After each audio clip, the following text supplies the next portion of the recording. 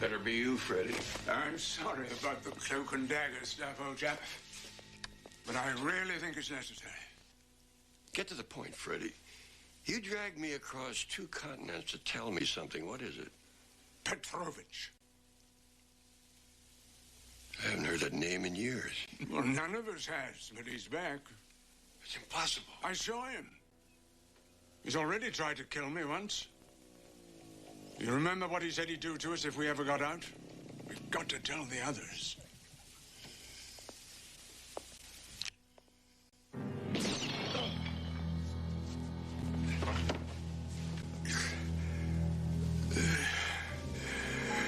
Go warn the others. It's too late for me.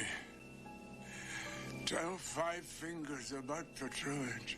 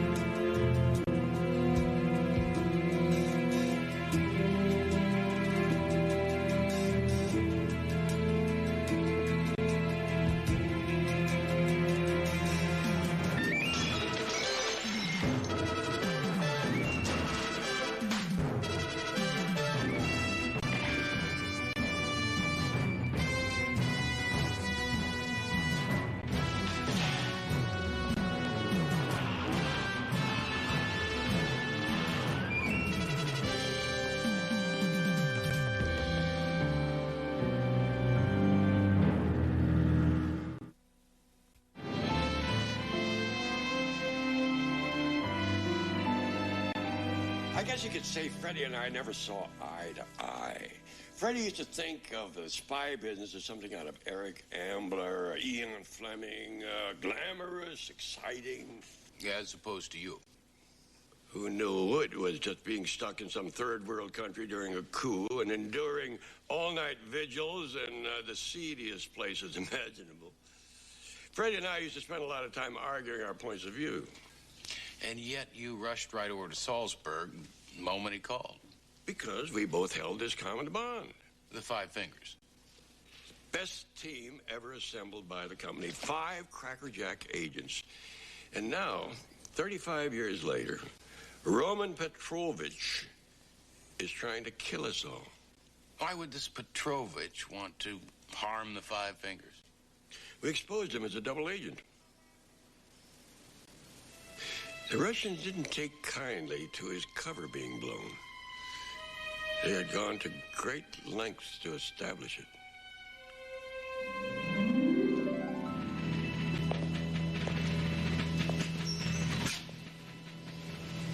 I thought we were all friends.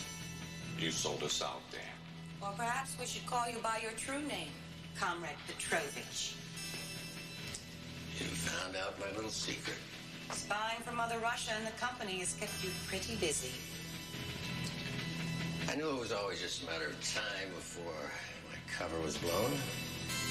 But the KGB will welcome me back with open arms. I sincerely doubt that, old chap. They won't appreciate that you've been using your double agent status for your own personal gain.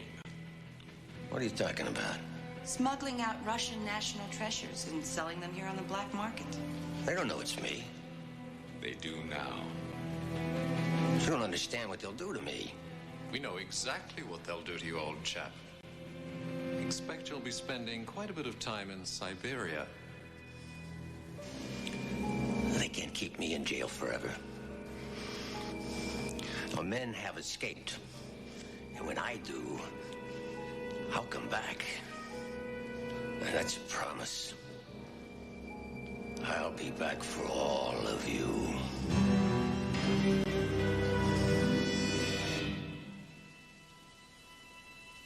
He's been in a Russian prison for 35 years? Obviously, he's not anymore. We're going to warn the others. Well, who are the other 3? Well, there's Ed Thompson. He's living up in Vegas. CJ's trying to get him on the phone. And then there's Reels. Reels? Your old partner, Art McMillan, the movie buff? Lives and breathes them. Huh. Well, where do we find the 5th? We don't. She's dead. I'm afraid I've got some bad news, Roy. Thompson? He was killed in a car accident a few miles outside of Las Vegas just a few days ago. Apparently, his Jeep ran off the side of the road. That was no accident. So that means that Art McMillan's days are numbered. Not if I have anything to say about it.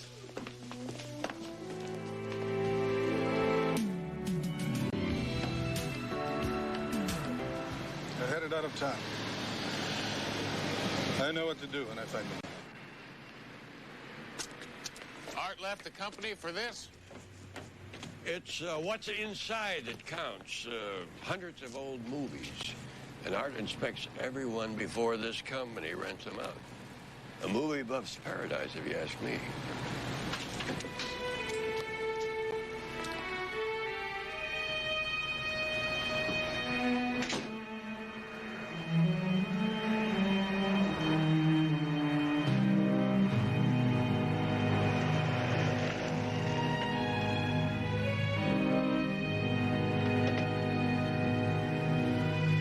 Remember, get him alive if you can, but get him!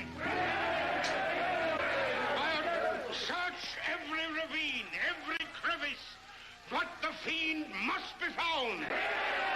Wolfman. No, it's Dracula.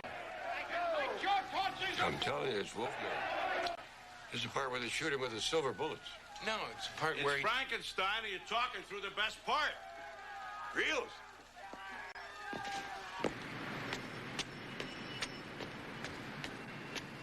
Where's Frankenstein? Now, Frankenstein, where are you? Roy Houston, what are you doing up here? It's Petrovich.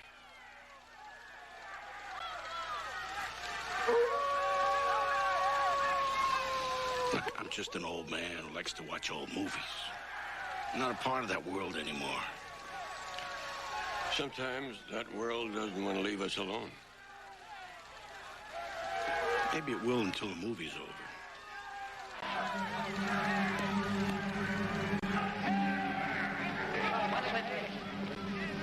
Listen. This Frankenstein. That way.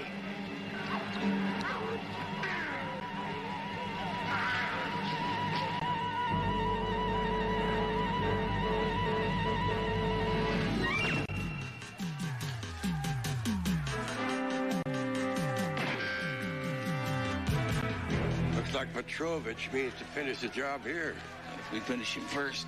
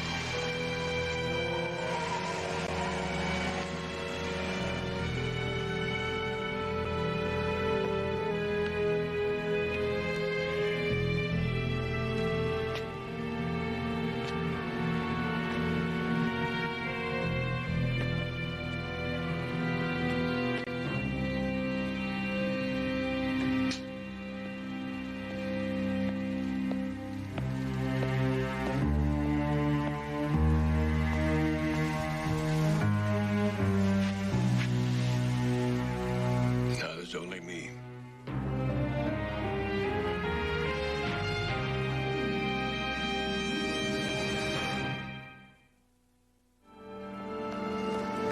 You just happen to visit this old friend that you haven't seen in years on the day he gets shot, and you expect me to believe that you don't know anything about it. He was already dead when we got here. Why do I find it so hard to believe? Why would my uncle lie to you? Because 9 out of 10 times when I run into you Houstons, it's not at a family picnic. Don't get upset. It's bad for your ulcers. You two are the reason that I have them.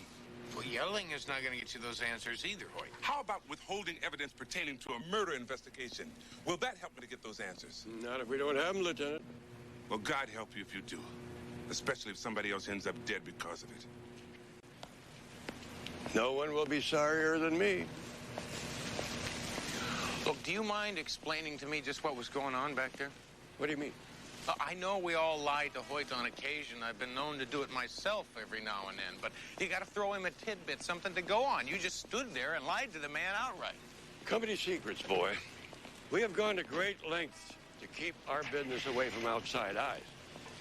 And besides, this is between me and Petrovich. Look, whoever shot McMillan pushed me down those stairs. I tell you, it was no 65-year-old Russian. So, Petrovich got himself an accomplice. Even somebody as crafty as Petrovich needs a little help with the dirty work once he reaches the golden years. I still think we ought to fill Hoyt in on this. We're dealing with things here that only a select few were supposed to know. He told me about it. You're different.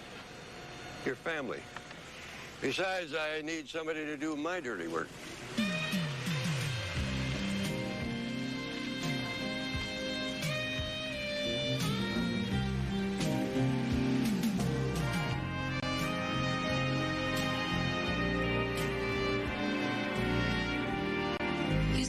You gave me isn't very much to go on. I didn't get a very good look at him, CJ. I mean, people usually show movies in the dark.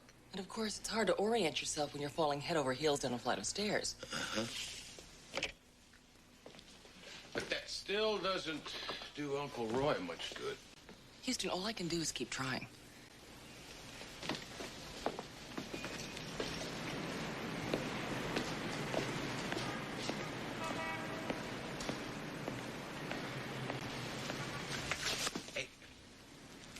I didn't mean to sneak up on you.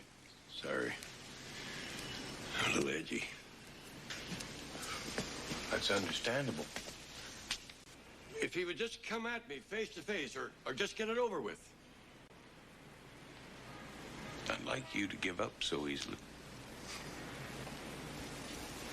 My friends are dead, Matlock. Not that I should be that surprised. Catherine was always convinced that Petrovich would make good on his threats. Catherine. The fifth finger. Something you're not telling me about, Uncle Roy. Yeah, I know. But there are such things as sore subjects, and this one of the most. Another woman. Uncle Roy, I never would have thought that you... That was before I met your Aunt Flo. Her name was Catherine Hershey. As soon as I met her, I broke the cardinal rule. I fell in love with a fellow agent.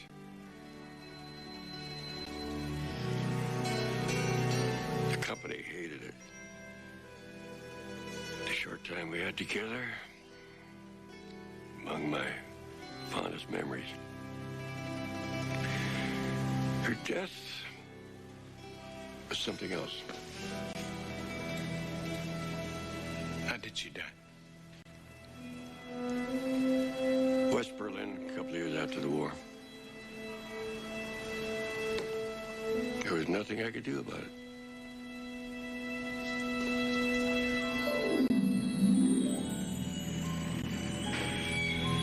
A meeting had been arranged with a British agent for a drop in an alley in Berlin.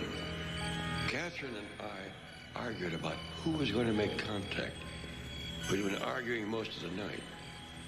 She'd volunteered for a covert mission into East Berlin, which I considered too dangerous. She accused me of being overprotective. I guess I was. So the least I could do was to let her make a routine drop. Only it wasn't so routine.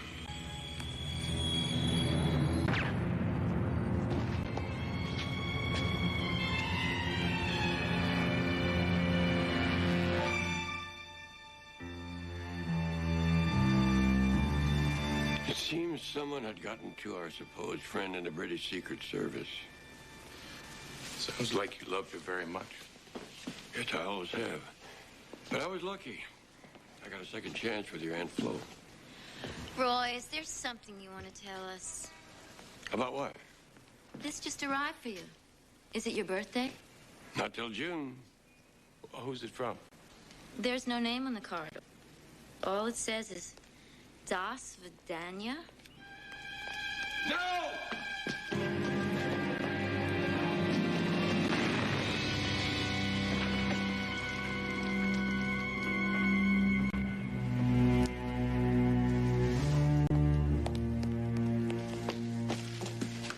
Are you all right?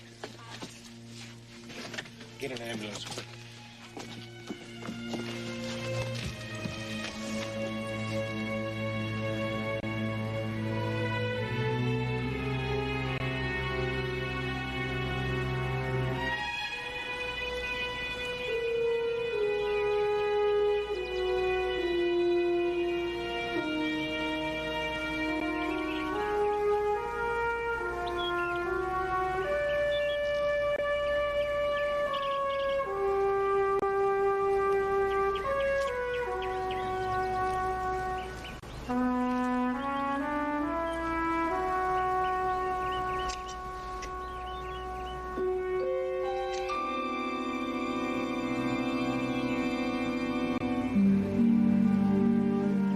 I'm sorry. Really sorry.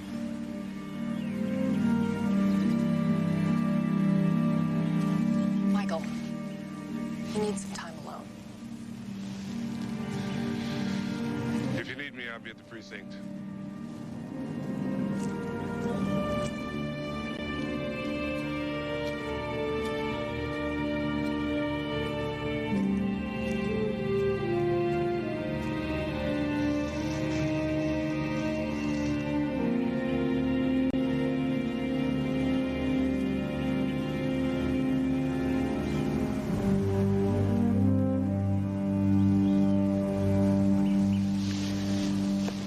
What'd you think? If I didn't know better, I'd believe I was really dead. As long as Petrovich thinks you are. Well, as long as he believes I'm dead, then he won't suspect we're coming after him, right? Not every man gets to attend his own funeral.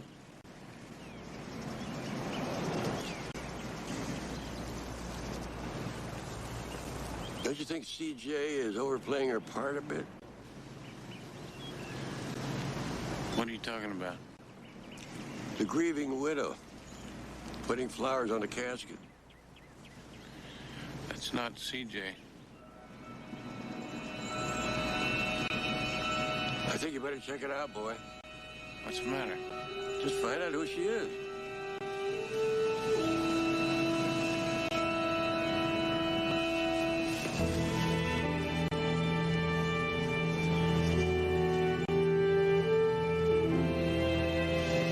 Excuse me, miss.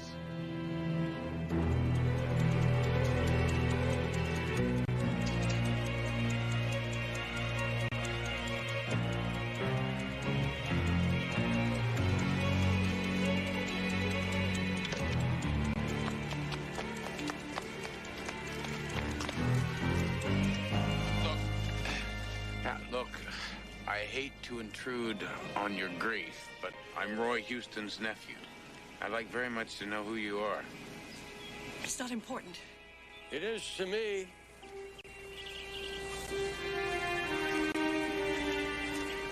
No. I was sure you were dead. Just as I believed you were dead for the last 35 years. Catherine.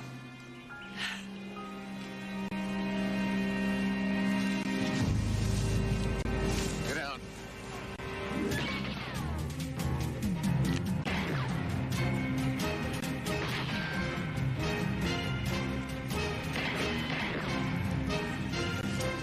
Seems like old times. Some things never change.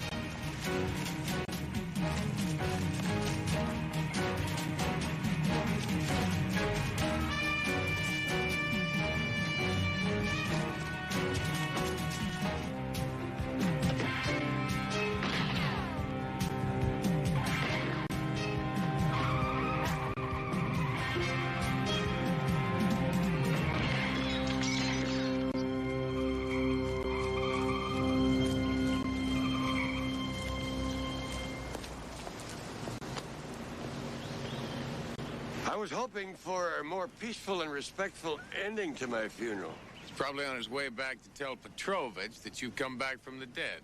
Petrovich? He's come back for all of us, Catherine. Looks like my death was for nothing. And now he knows you're alive, too.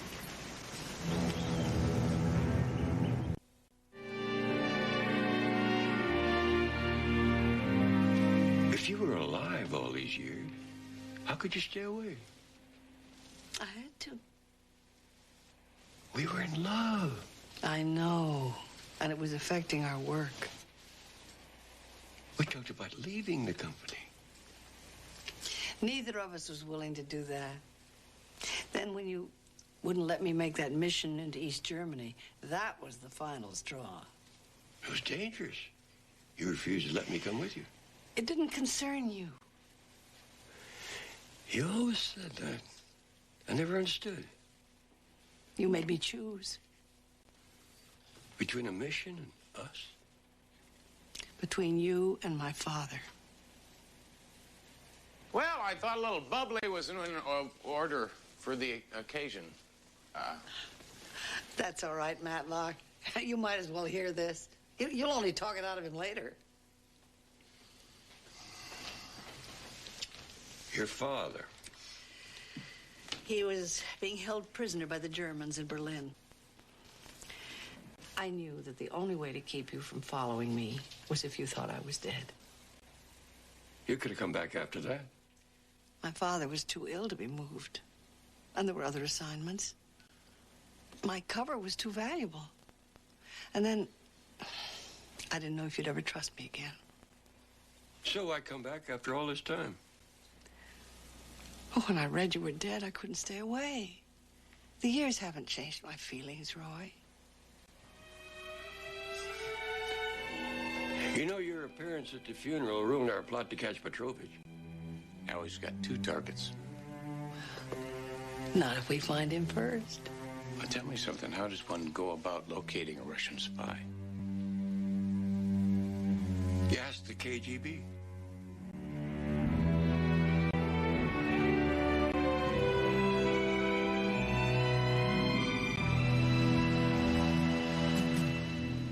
I just think we could have picked a slightly more private place to meet Karpov.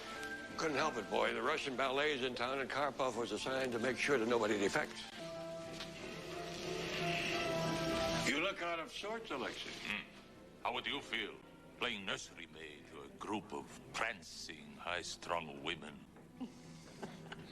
We promised to keep it a secret. You're looking good, Roy, considering you just have had a funeral. How many have you had now? Half a dozen. May they always be fake. That's why we needed to see you. A countryman of yours means to make sure they're not. It's been a long time, Catherine.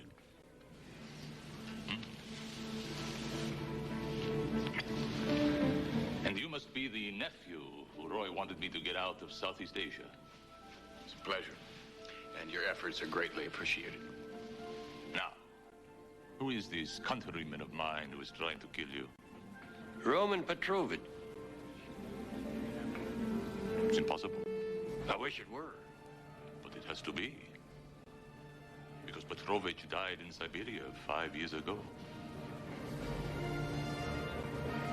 Well, then who is it that's trying to kill us?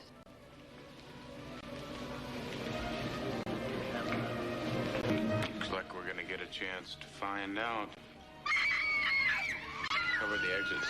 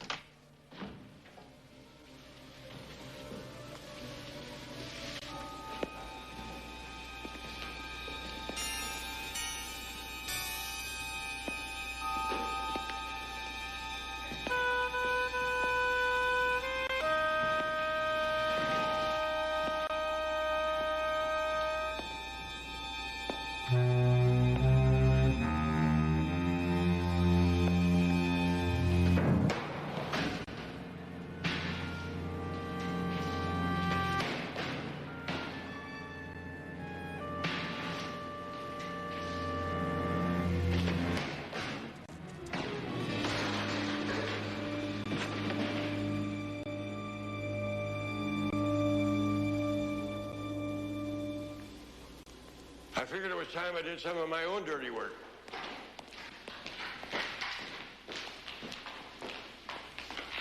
You recognize him? His name's Uri Strovka, formerly with KGB. But he's been missing for 3 months now. The question is, if he wasn't working for Petrovich, why did he want to kill the Five Fingers?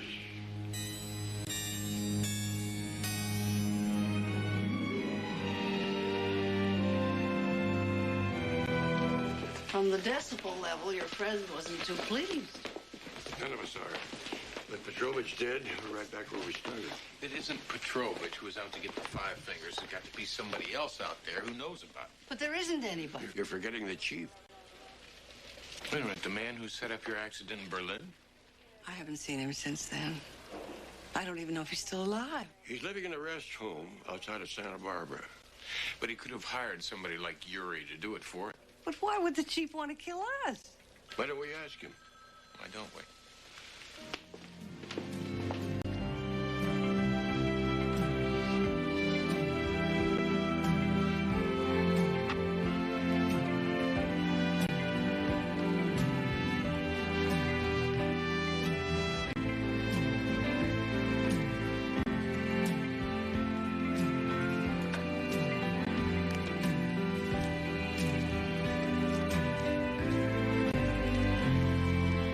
Hello, Chief. Well, well. Still coming back from the dead, I see. What's this make it, 5 times? 6. Ah, Catherine. So good to see you and Roy back together again. You must be Roy's nephew, the private detective. I knew you'd all be by at some point. Didn't you know that somebody's been trying to eliminate the Five Fingers? We thought it was Petrovich. And we learned he was dead. So you've come by to see me. You're thinking I might be behind it. Thought had crossed our minds. Sit down. Why would I want to eliminate the best team the company ever assembled? Well, you never seemed too fond of us. A man doesn't leave $1 million to people he's not fond of. I'm not sure I understand. You would in a month. 2 at the most, that's what the doctors say. Oh, dear.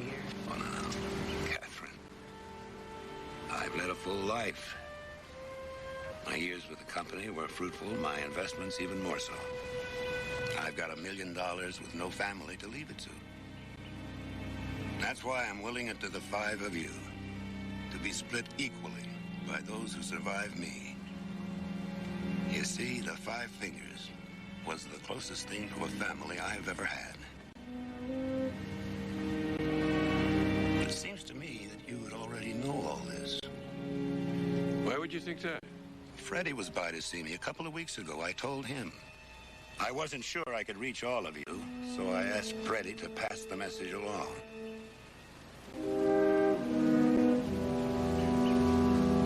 Didn't he? He passed the message, all right.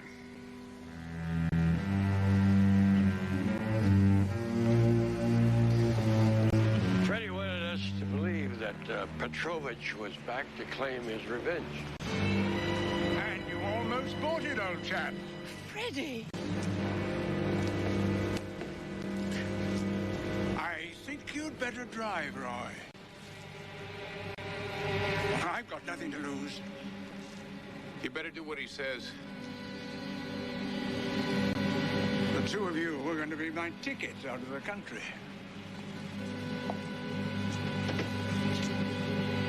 I'll be in touch.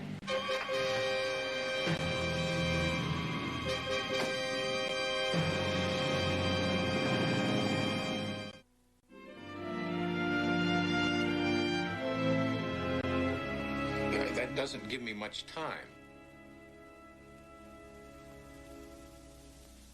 All right, I understand. Well? Freddie wants $1 million in cash, safe passage out of the country, a private plane, no cops, and he wants the company to guarantee it. They won't. Roy Houston and Catherine Hershey are 2 of the company's top agents. Former agents. Besides, the government refuses to pay ransoms. Well, Freddie is going to call back here at 3 o'clock. That gives us just 2 hours. What are we going to do? Whatever it takes to get my uncle and Catherine back. You really thought you were going to get away with this? I almost did. Until the 2 of you and your nephew botched things up. But you must admit I had you fooled for a while. What did you think of my death scene? Very convincing. But I don't understand why you didn't kill me there. Macmillan? Oh. You didn't know where he was, so I led you to him. All it took was planting the proper seeds. And faking your death and blaming Petrovich. And then you hired a disgruntled KGB thug to do your dirty work. Well, it furthered the illusion. And then you'd surface after a period of time, blame Petrovich for your brush with death, and collect the chief's entire inheritance after he died. As if 1/5 of it wasn't enough for you. Not for me. The rest of you went on to better things. Careers, families. All I knew was how to be an agent. $200,000 is nothing today, but $1 million would allow me to live the life I've never had, the life you've been living all these years. The company will never pay it. Oh, it's time to find out. Don't go away.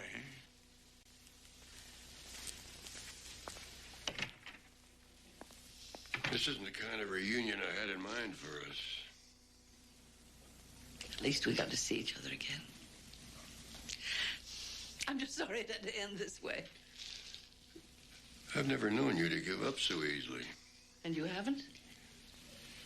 If I know Matlock, he hasn't. It seems you chaps have underestimated your value. The company has agreed to everything.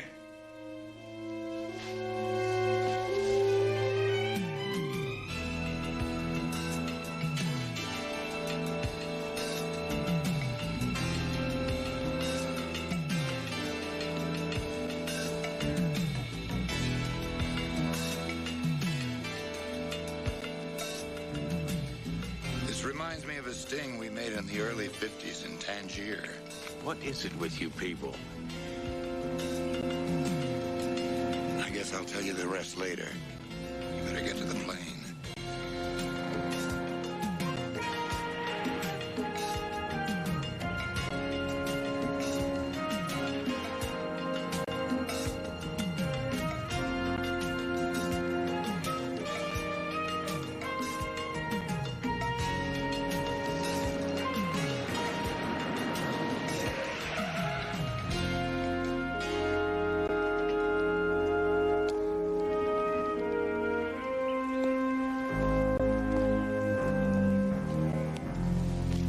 I presume you're going to say something like you never liked me.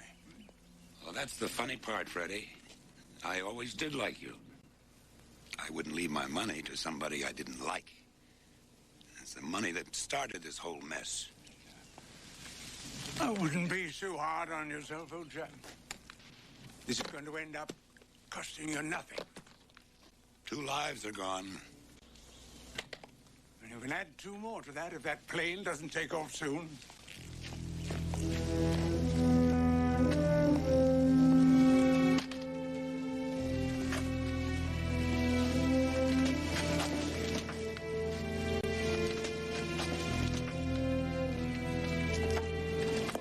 Let's go.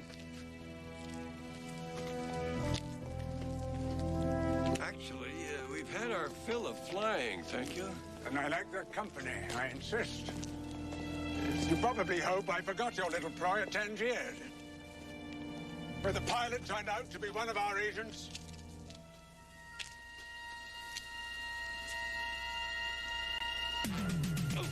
Only you'll notice we've changed it a little since then.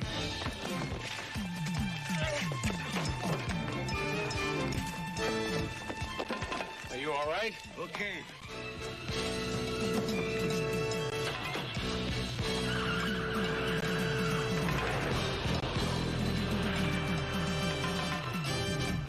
Let's go. Better let the boy handle this.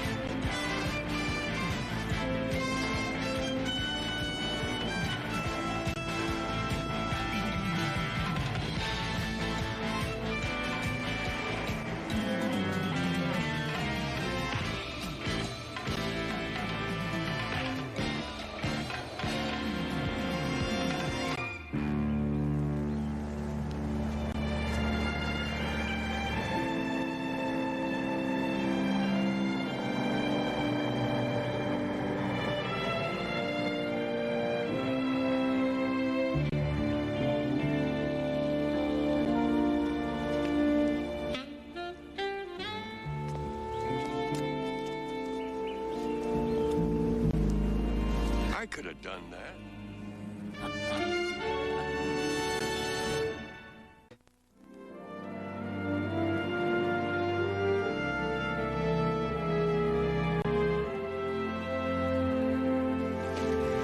Well, in spite of all the craziness, I've had a wonderful time. Yeah, it brought back memories. You got me to thinking that... Hey, would you look what I found? What? You haven't asked her yet? I was about to when... It's okay, I can take a hint. Ask me what? Well, what the boy and I had in mind was, you know, you'd make a great addition to... I'm flattered. Be like old times. We could work side by side. 2 problems. We'll solve them. Well, first one is Paris. Paris, France? No, Paris La Roche. My husband. Oh. Well, I can't solve that one. We've been together 25 years, Roy. He's a good man. He's a very lucky man. And your Flo was a very lucky woman. But even if I were to consider leaving Paris, there's still my second problem. My son. Named Frankfurt, I suppose. No. We named him Roy.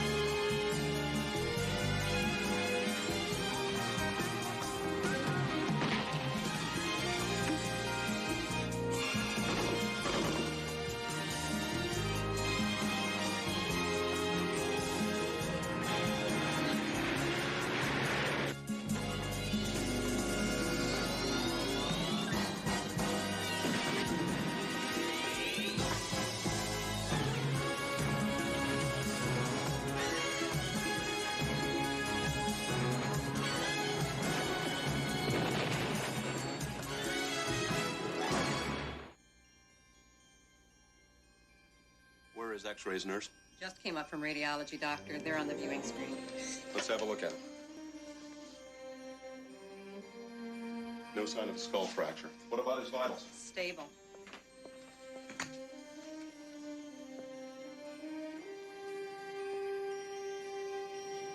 Corneal reflex. Normal. Contusion on the forehead. All of which adds up to a minor league concussion. Referee, I don't know whether to give you hell for being a hot dog or congratulations for saving a hostage cop's life. How you feeling, Matlock? Fogged in. He's fading. Oxygen.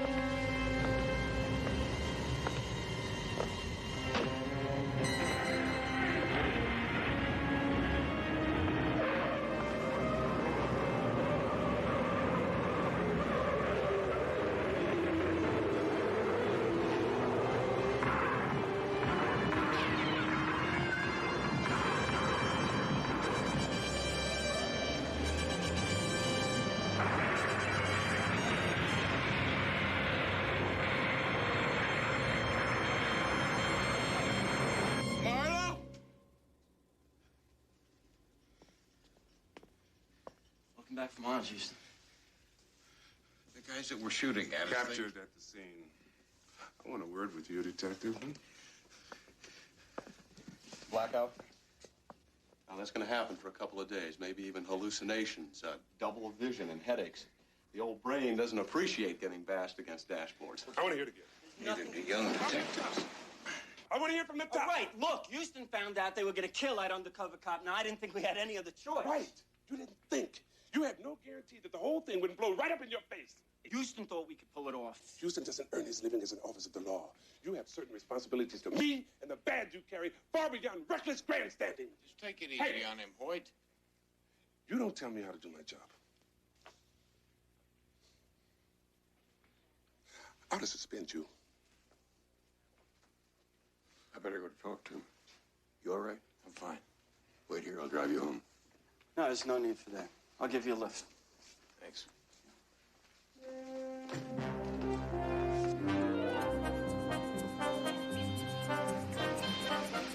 You know the kind of thing that we pulled off today? Happens maybe once in a cop's career. I mean, I stuck my neck out on the line. I showed a little initiative. What the hell do I get for that, huh? A lecture from Hoyt? Now, don't let Hoyt rattle you. Oh, I forgot to call the office. Next phone we get to, would you pull over? Okay.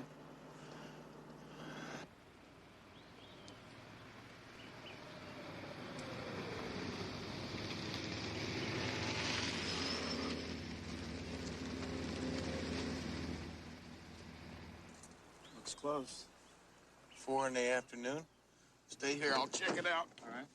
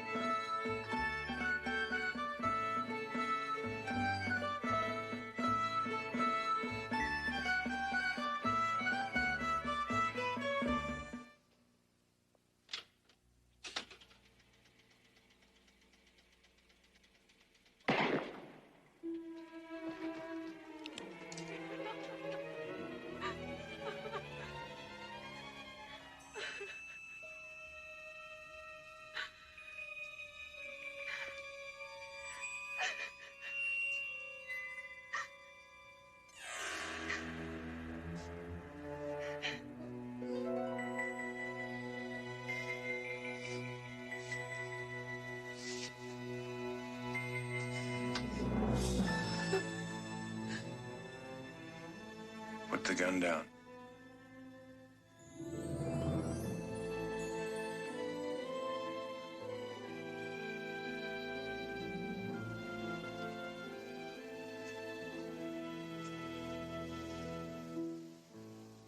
I've killed him. Who are you? My name's Matt Houston.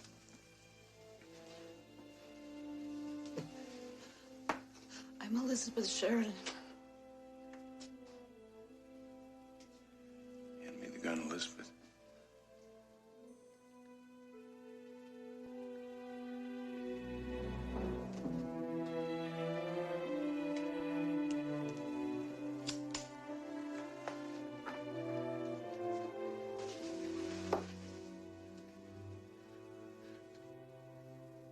I've killed him, haven't I? Still a pulse.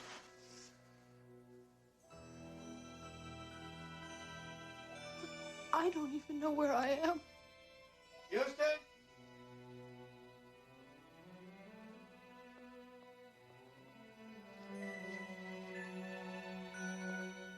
Houston, what? May have a homicide on our hands.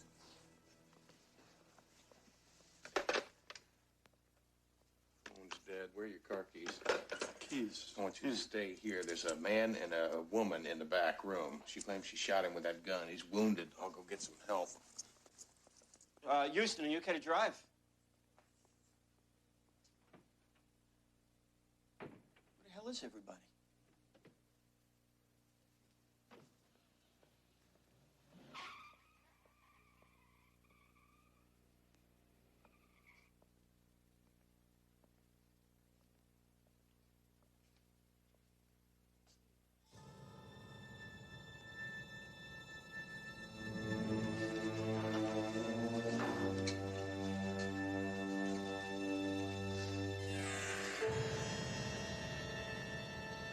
homicide. Right.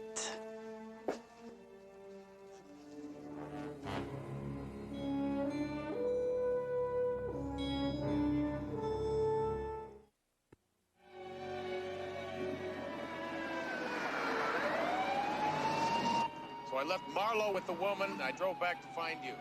Did you call an ambulance? The phone was dead. Isn't that Marlowe over there?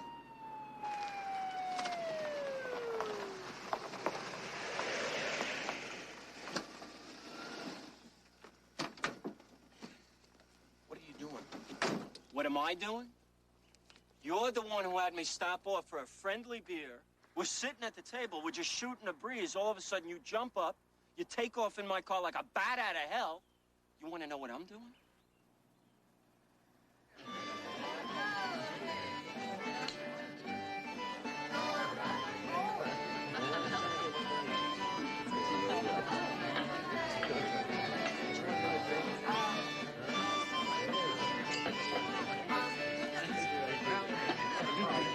Excuse me.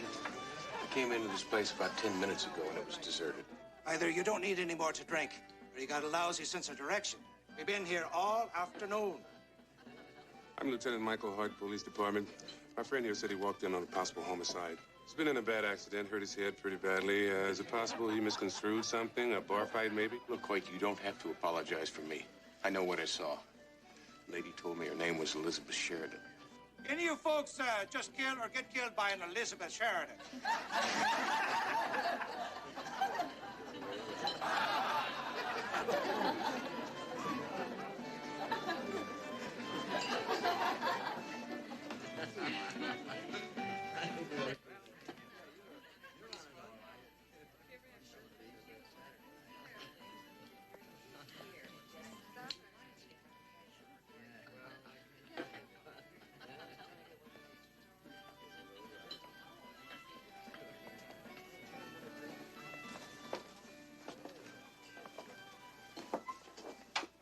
She was here. He was lying right there. She had a gun, a .38. I gave it to Marlowe. Gun? What gun? Look, Lieutenant, I was here in this room. I didn't see any gun. I didn't see any woman or any wounded victim. And I frankly don't know what in hell Houston is talking about. I can't believe this. Why don't you just tell him what's really going on? I did! Damn it, you're lying! Houston! Take it easy. Man's lying. I don't even know why. Houston. Must be the concussion.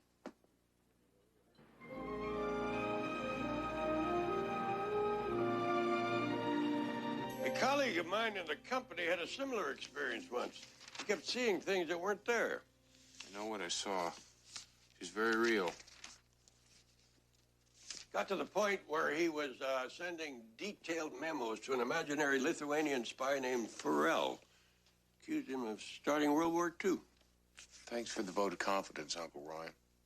This may be all in Houston's mind, but I just found the name Elizabeth Sheridan listed in the white pages of the phone directory.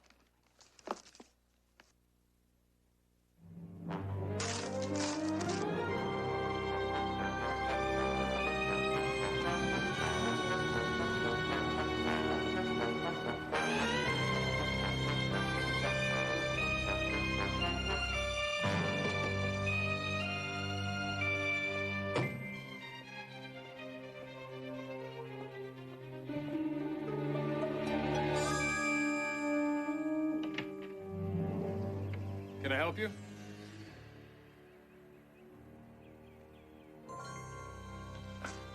Morning. My name's Matt Houston. I'm looking for an Elizabeth Sheridan. I believe she lives here. Please, come on in. Afraid my sister isn't home at the moment. My name is Michael. Well, you're staring, Mr. Houston. I might guess that you're interested in my sister as a person. I met her in a pub along the coast yesterday afternoon. That's impossible. She's been abroad for the past 6 months. We're expecting her in the next few days. Whoever took your fancy, Mr. Houston, was It's definitely not my sister. Who's this man? That's her fiance. They were engaged 3 months ago in France.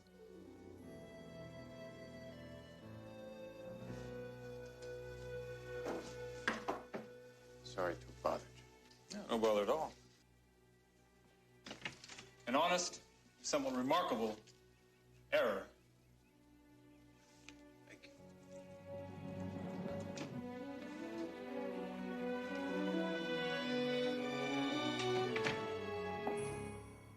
He's the private detective that police officer told us about, isn't he? Waste any time finding us.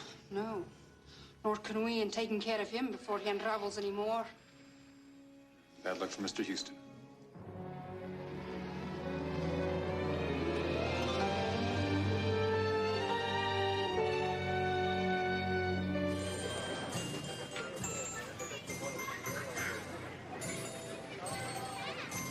Well, are you avoiding me, or is it always this hard for dispatch to locate you? I've been busy. I want to know what you saw in that pub yesterday. I already told you. Look, I found the woman that I saw in the pub, her family and her house. I want to know what the hell is going on. I don't know. Look, Houston, when I walked into the back room of that pub, I didn't see anybody. No wounded man, no woman. Suppose you didn't see the .38 caliber revolver I handed to you. Okay, I did see the gun. Oh, look, don't press me on this, all right? I got a wife and 2 kids to support. And those people offered me so much money.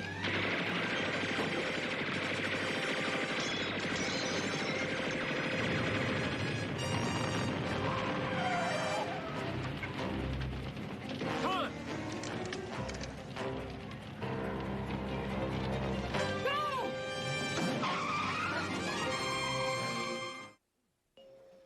Will Mrs. John Marlowe please report to the 4th floor?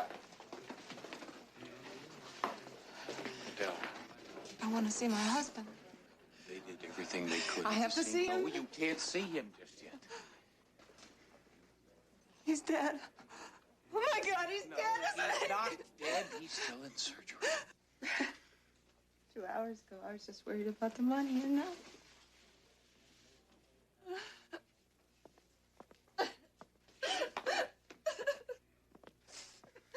Money? John mentioned something about a lot of money before the shooting. Adele, listen to me. He's lying in the emergency room because of something that happened in that pub. Now, please tell me what's going on.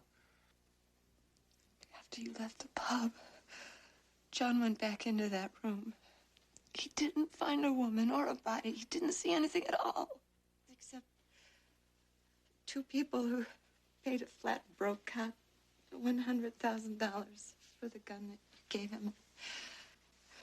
And a promise to say he saw nothing. 2 people. A man and a woman. I don't know their names. John will go to jail when the department finds out. He only did it for us. For the kid.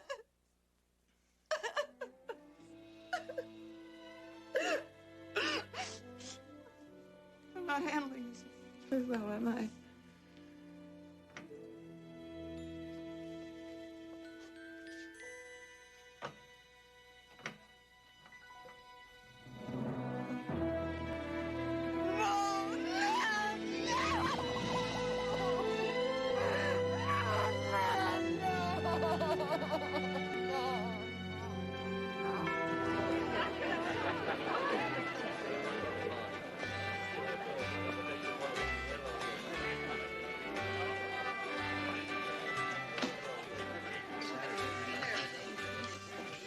What'll be for you today, friend? Well, I'd take a beer and some answers. You're the guy who was in here yesterday with the cops. Guy who'd been seeing things. Things somebody wants me to believe never happened.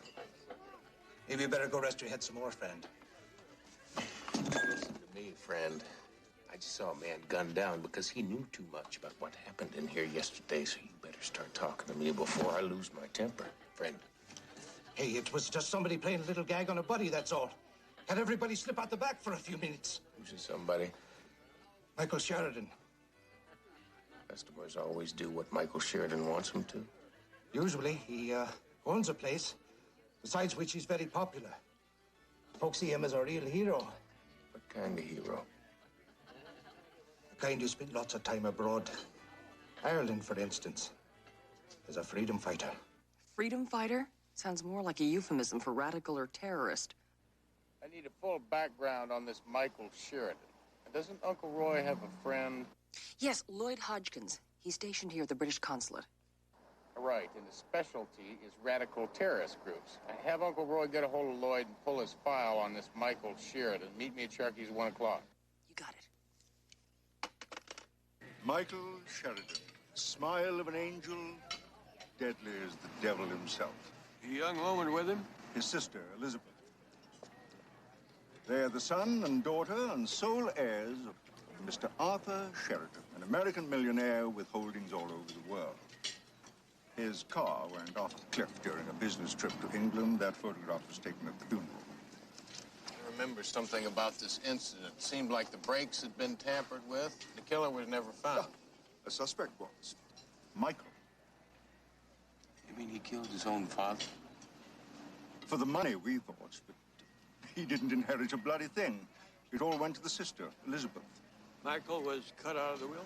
Arthur Sheridan sent his son to a university in England. But what did the dear boy do? Our Michael took up with some radicals. The only cause Arthur Sheridan believed in was good old capitalism. And he'd be damned if he'd see his fortune fuel the fires set by his son's newfound friends, particularly this one. Deborah O'Malley, now Mrs. Michael Sheridan. She's the one who got Michael involved with terrorists in the first place. Well, if your initial instinct's correct, and he wants that money if he killed his father, he might kill his sister next. Just try and relax, Uncle Roy. I already phoned ahead to our friendly neighborhood terrorists. They're out for the afternoon. I still think it's an awful risk, boy. Maybe so, but it's the only way to get to Elizabeth Sheridan. I'm sorry to bother you, young lady, but I just had to stop and ask. Ask what? I hope you don't think I'm too forward, but I was wondering whether I could have a cutting from your Africanus gingolus. My what? Africanus gingolus. It's virtually extinct, but yours are the most beautiful I've ever seen. Oh. You see, I'm a botanist, and the very thought of having my own gingolus to raise, well, I'd given up hope years ago. I'll tell you what we do, young lady. You ask the man of the house if I may have a cutting, and I will drop by tomorrow for the answer, and if the answer is yes, I'm the kind of man that knows how to show appreciation.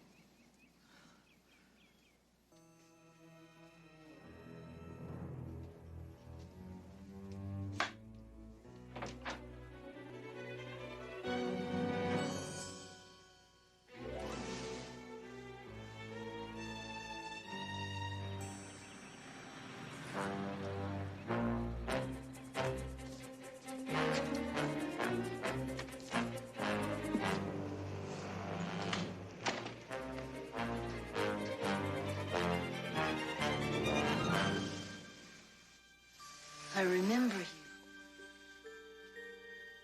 Or was I dreaming that? It's not a dream. I'm gonna get you out of here. That's romantic. No. You don't understand. I murdered someone.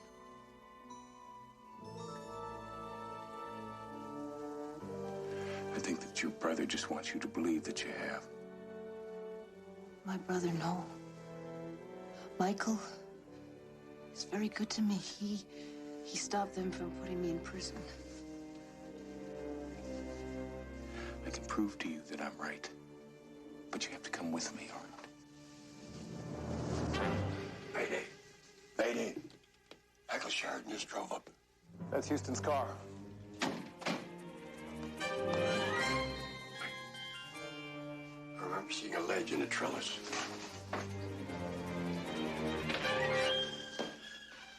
Upstairs.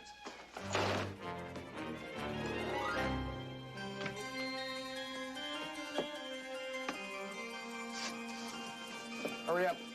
Hurry First, I better go take care of our hosts. Just take it one step at a time and don't look down. I wish there was a quicker way down. I wish you hadn't said that.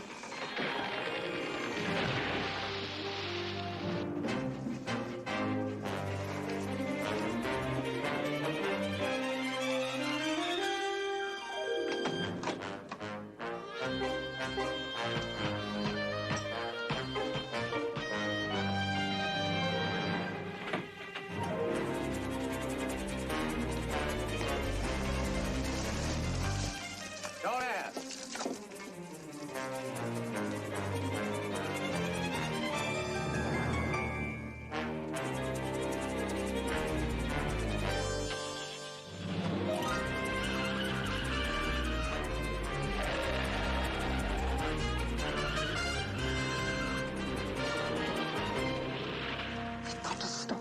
All in good time. The spider, in order to be successful, must first spin the perfect web. The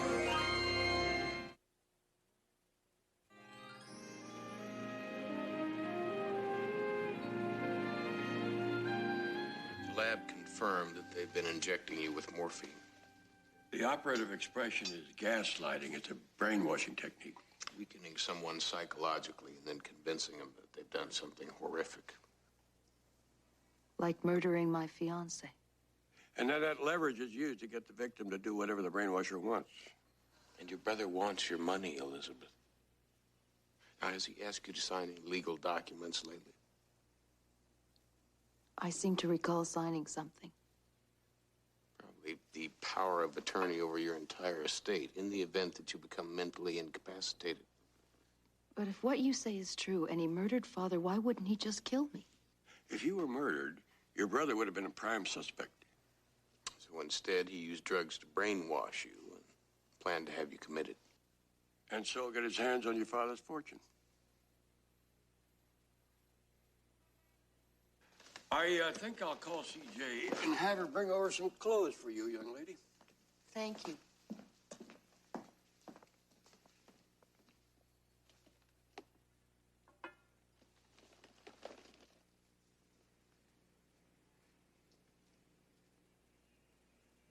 It's a nice view. I was thinking the same thing myself.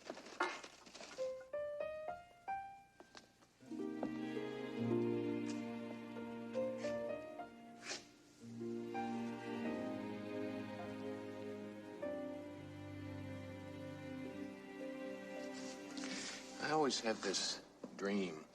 I mean, not every night, but at least every other night. And there's this woman. Very special woman. When I wake up, I try and remember her face. But I can't.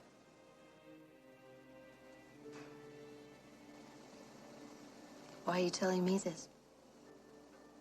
Because from the moment we met in that pub, I realized that woman is you. Only I'm not dreaming now.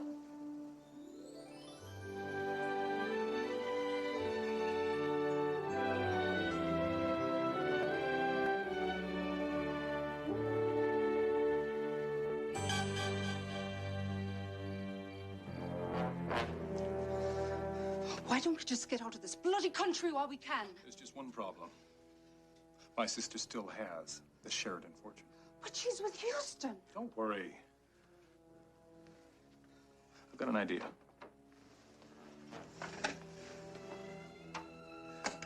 I'm going to call her fiancé, Peter Kincaid. I'm going to make a small adjustment in the original design.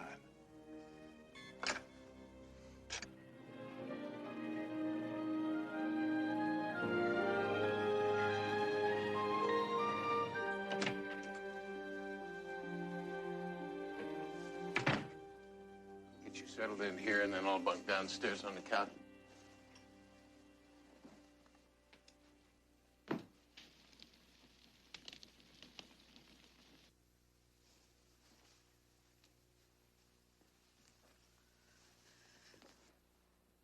You all right?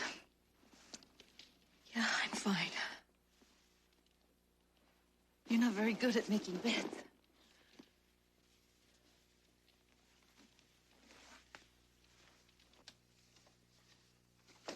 There's a lot of things I'm not very good at.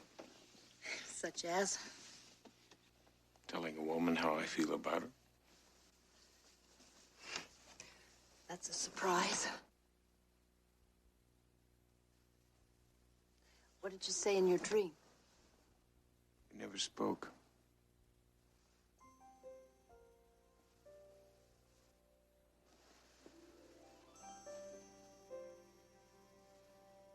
We never had to. I've never felt like this before. If it's any help, neither have I.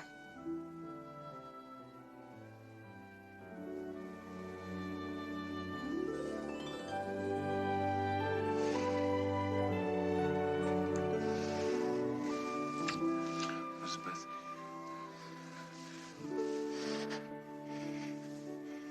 Maybe after all you've been through, we should just take it slow.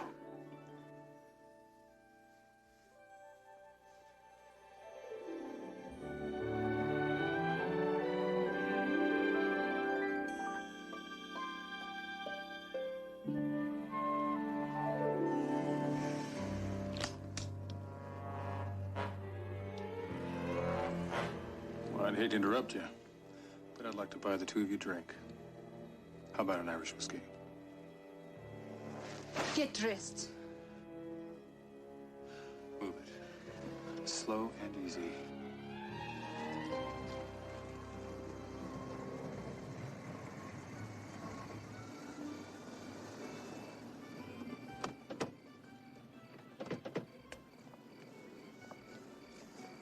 Deborah, take Houston.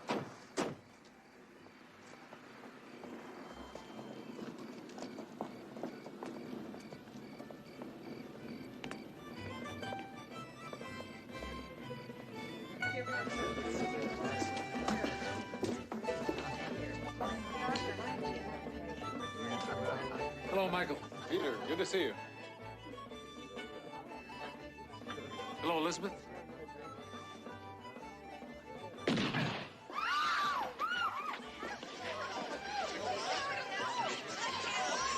She killed him. Stay away from me.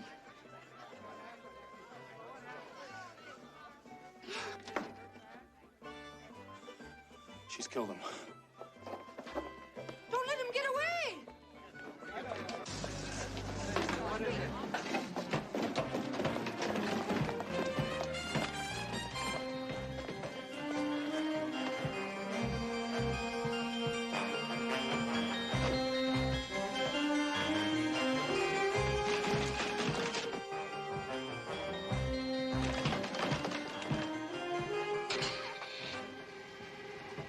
Hold on.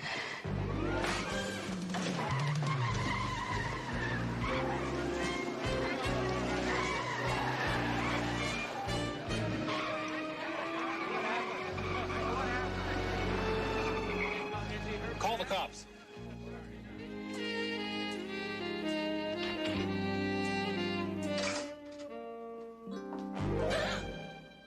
Houston, don't do that.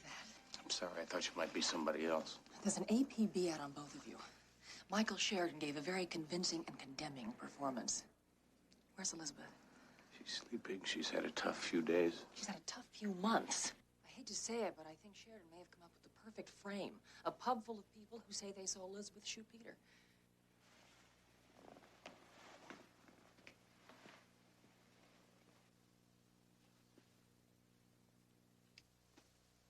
He killed my father, and now he might as well have killed me. It's not over yet, Elizabeth.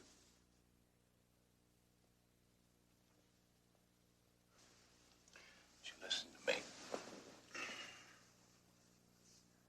I may have found a way to beat your brother at his own game. Matt, I love you.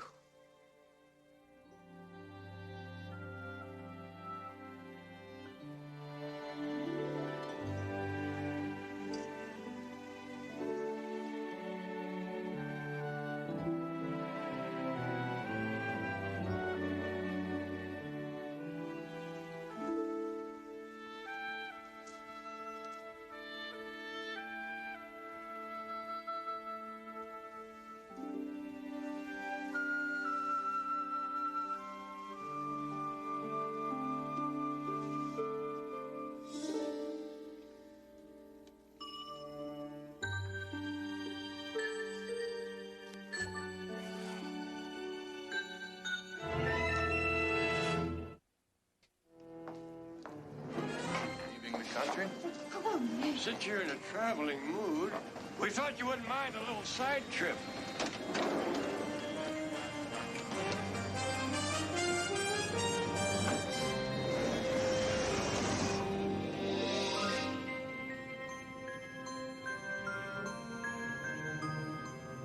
Deborah, the British government has enough evidence on your terrorist activities to put you away for the rest of your life. Which may not be very long, considering the fact that you would be an Irish terrorist in a British prison.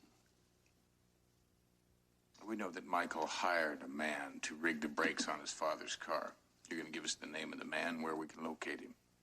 His testimony will give us the evidence we need to prove that your husband arranged his own father's death. I have no part of it. Besides, the law protects wives from testifying against their husbands. Which is precisely why you're going to give us the name of the man who rigged the brakes. Never. What kind of person do you think I am? The kind of person who will do whatever it takes to survive.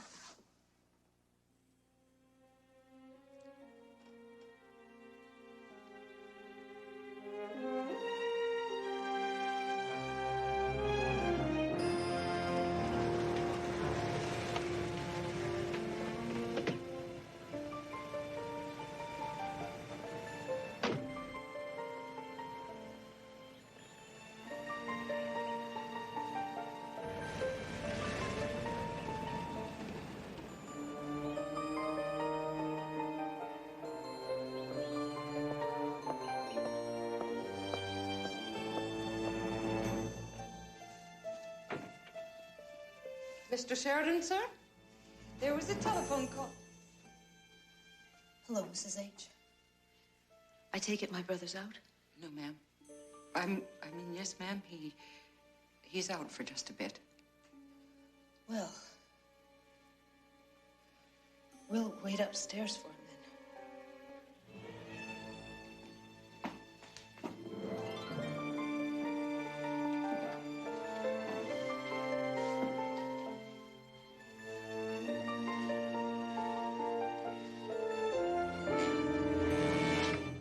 To help us run that bluff on Deborah was a stroke of genius. Desperate means for desperate men. It was nice of Hoyt to put a tail on her so we know where she'd be. Glad she fell for it.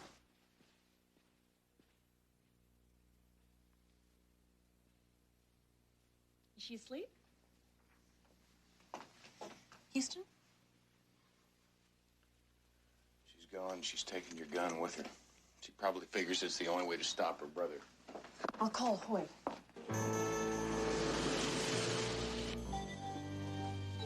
You don't know what you're doing, miss. I choose not to think about it.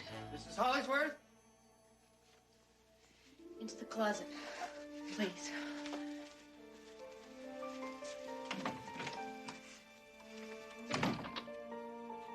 Mrs. Hollingsworth? Mrs. Hollingsworth? Deborah?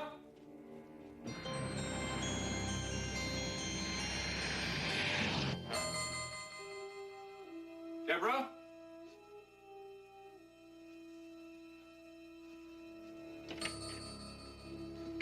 Deborah?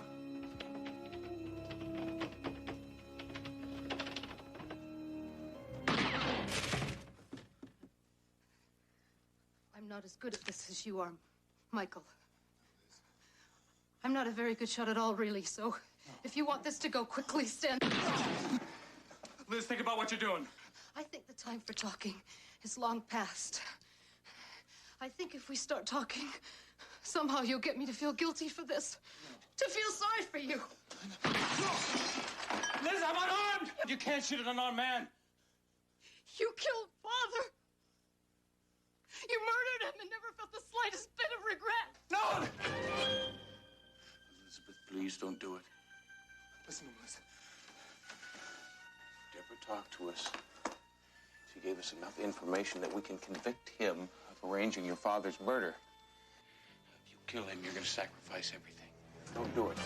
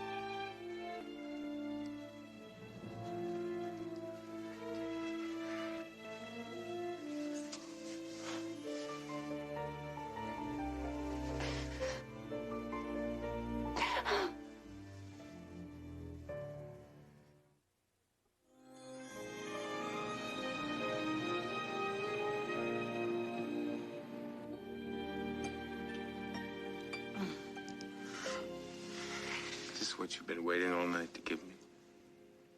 No. My father gave me this ring when I was a little girl. It's a family heirloom, antique gold. He told me to hide it away and keep it safe until the right person came along. Sounds like you were very close. We were. And I know that he'd approve of what I've decided to do with my life.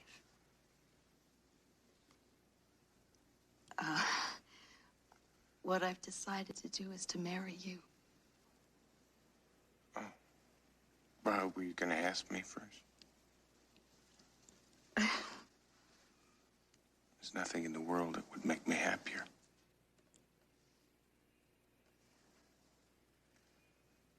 Elizabeth,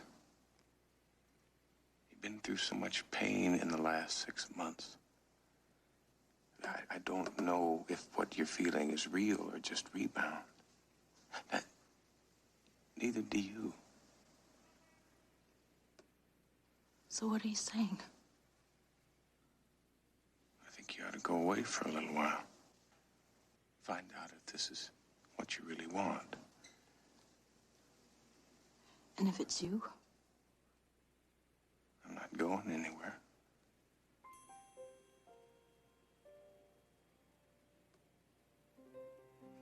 How long? You'll know how long.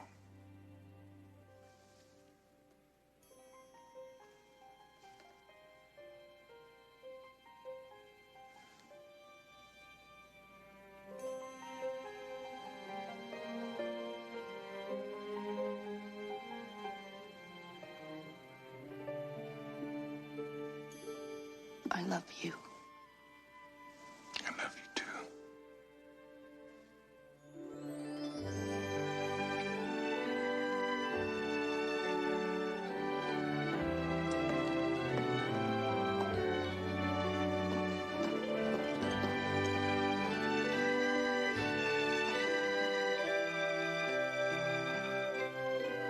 See you in my dreams.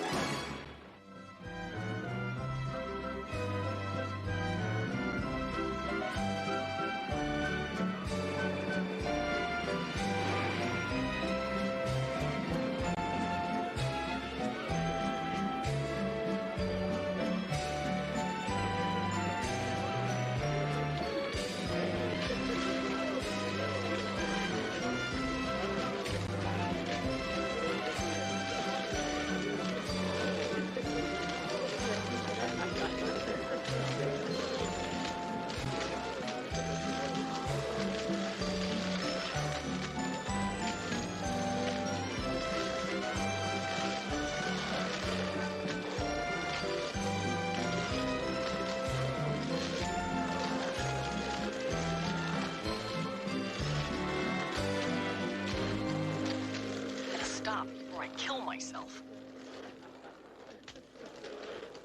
I've got to rest a while. Anytime you like to roll over here, we'll make a trade. I thought you didn't want to do this, Uncle Roy. I was then. This is now. You know, not all undercover work is done in evening clothes. Easy for you to say. You're not out here rolling around turning your feet into hamburger. I'd be a happy man if it were my feet being pounded into hamburger. Can the chatter and keep your eyes open. We're not following an unfaithful wife. This is official police business. Aware of this, Hoyt. Since we're the ones out here with our butts on the line as a favor, I'd appreciate it if you'd lighten up a little bit. Well, you're not me, and you're not the ones who are putting your career on the line trying to catch a crooked police captain. Houston, behind you.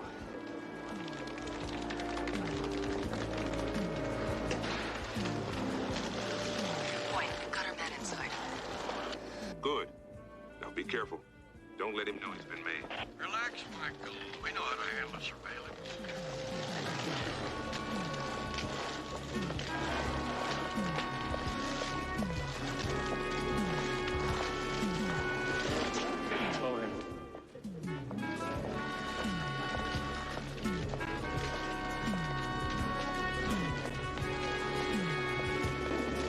CJ, why don't you go this way?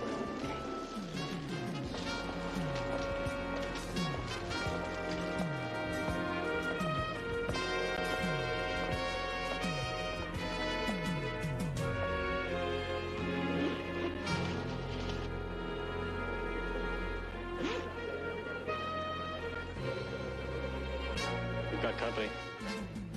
Michael, it's going down now. I'll take the guy with the bag. All units move in.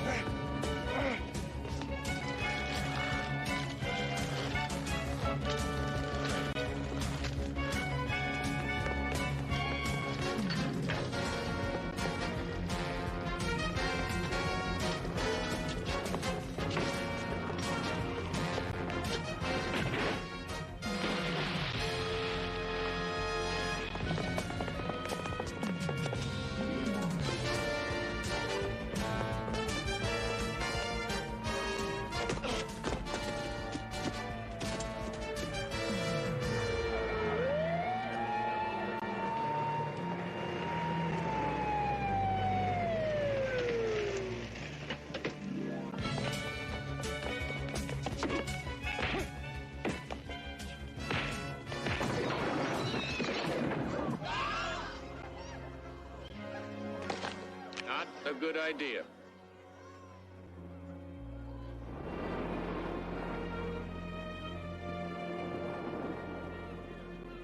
Over 10 pounds of cocaine in those 2 bags. Both bags have police evidence tags on them. They should be. They were taken from the precinct property room. Take him away. Where is Captain Harris? I thought he was the whole point to all this. He still is. Well, then where the hell is he? I don't know. I wasn't positive that he'd make the actual drop. It was a calculated risk. A calculated risk with our lives. Look, we didn't volunteer just to catch a couple of cheap hoods. I know, but this cocaine was headed for Victor Burchard. Now, if he thinks it's still going to be delivered, then he's got to make a payment to Harris. And that's when we can nail the good captain. Bouchard is the biggest connection on the West Coast. And our police property room was his main source of supply. That's why it's so necessary to shut the captain down. Lots of luck. Houston, I'm going to need your help on this all the way to the end. I can't stand the risk on him recognizing one of my men. What if he recognizes me? That's doubtful. You've never made contact with him. Please? You're gonna owe me one.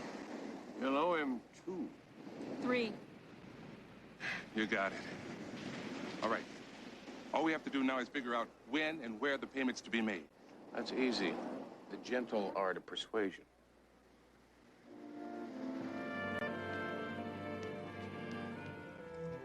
I don't get it. What's with all this food and champagne? It's traditional, Tony. Your Last Supper. As in, a condemned man is entitled to die on a full stomach. This is Chateau Pierre. Vintage 62 is a very good year. You guys are crazy.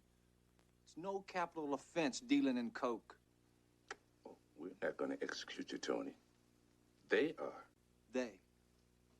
Who's they? Your business associates. As soon as we let them know that you snitched. Hey. Wait a minute. You wouldn't. My life wouldn't be worth a plug nickel. You put my name out on the street. Then talk. Bottom of the 9th, my friend. When and where? Bouchard is supposed to give the money to Harris tonight at the Golden Rail restaurant. I'm supposed to call Harris and let him know everything's okay. What time? 8 o'clock. Less than 2 hours. Well, Tony wasted a lot of our time stonewalling. Hey, you're sure that Bouchard believes the delivery went down as planned? It did go down as planned. The cocaine we confiscated at the beach was dropped off by 2 of my men this afternoon. Small enough price to nail Harris. I haven't got enough time to wire the place. Houston, I need witnesses to the payoff. Why don't you just take old Tony down to internal affairs, let them handle it. The word of a 2-bit hood like Tony against the integrity of a police captain like Harris. Decoration for valor. To prove he's gone bad, we gotta catch him in the act.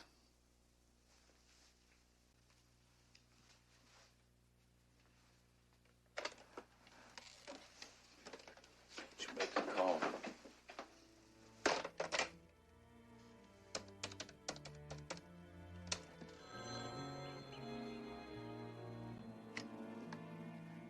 Yeah? Harris. Everything went off without a hitch. Excellent.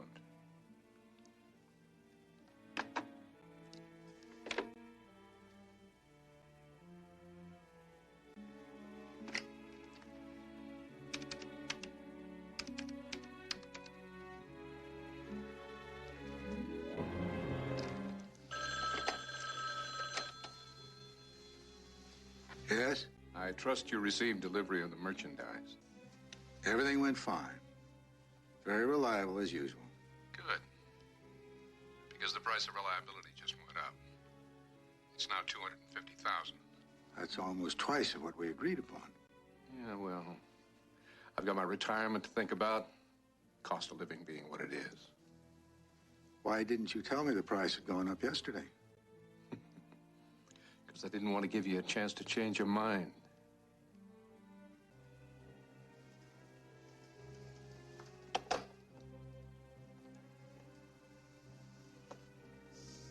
Greed rears its ugly head. Chop it off tonight. 8 o'clock, the Golden Rail.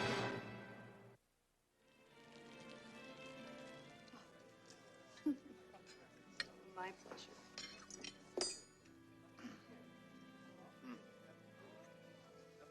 Enjoy it.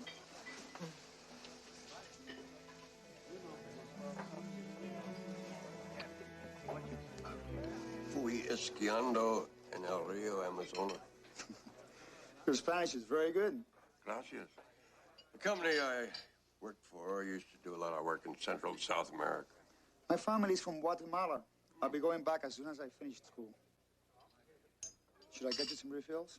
No, thanks. We're fine. Okay. I don't care if Hoyt is in the kitchen and reinforcements are a block away. I still feel like a sitting duck. We've never seen Captain Harris before. He's probably never seen us. There's absolutely no problem. You really believe that? No. Everything all right? Just fine, thank you. That's fine.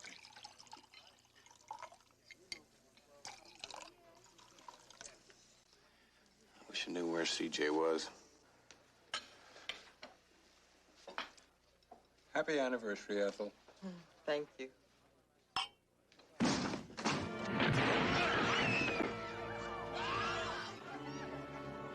All right, everybody, stay right where you are. Shut up.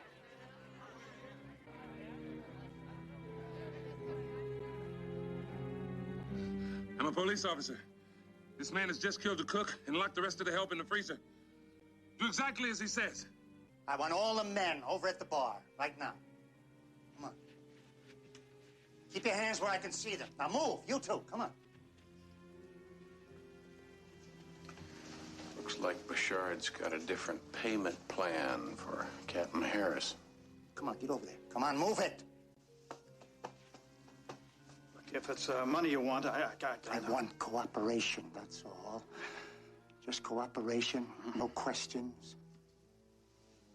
Make it easy for me, I make it easy for you, okay? All right, go back to your table. Hey, hey! All right, everybody, put your hands up on the bar right now. Go back to your table. No. On the bar.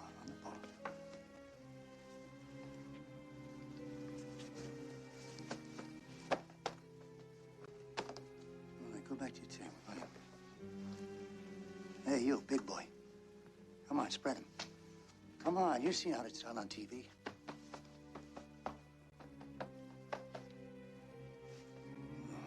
What'd you plan on doing? Skipping out before you paid your bill or what?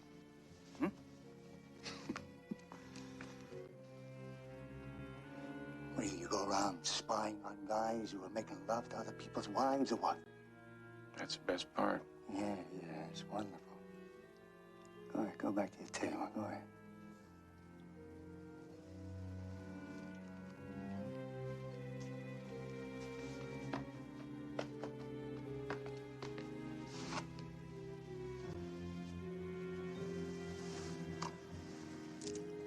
What is this, a convention? Runs in the family. I'm his uncle.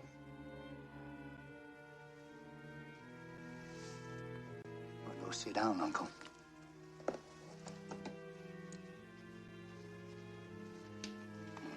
Easy. All right, get out of here, play.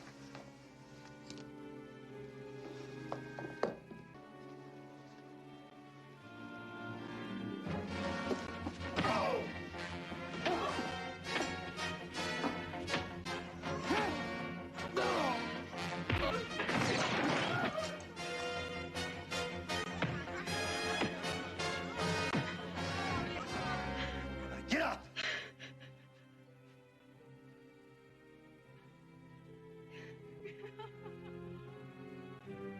I told you.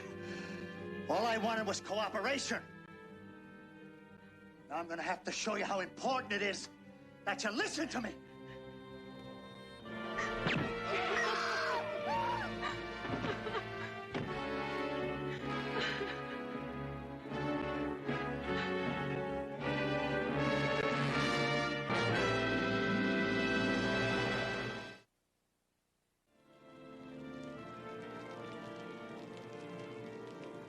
Man needs an ambulance now. No ambulance, no doctors, no nothing. Look, he has got a stomach wound. If he doesn't bleed to death, peritonitis is gonna kill him. All right, drag him behind the bar. Come on, you, clean this mess up. What are you gonna do, just let him die back there? Do you want me to operate on him? All right, now listen to me, everybody. I got a job to do here. Anybody gets in my way, you're gonna wind up on the floor next to him. Now take it easy. I'll be out of here by 8 o'clock. And nobody else gets hurt. Come on, move him.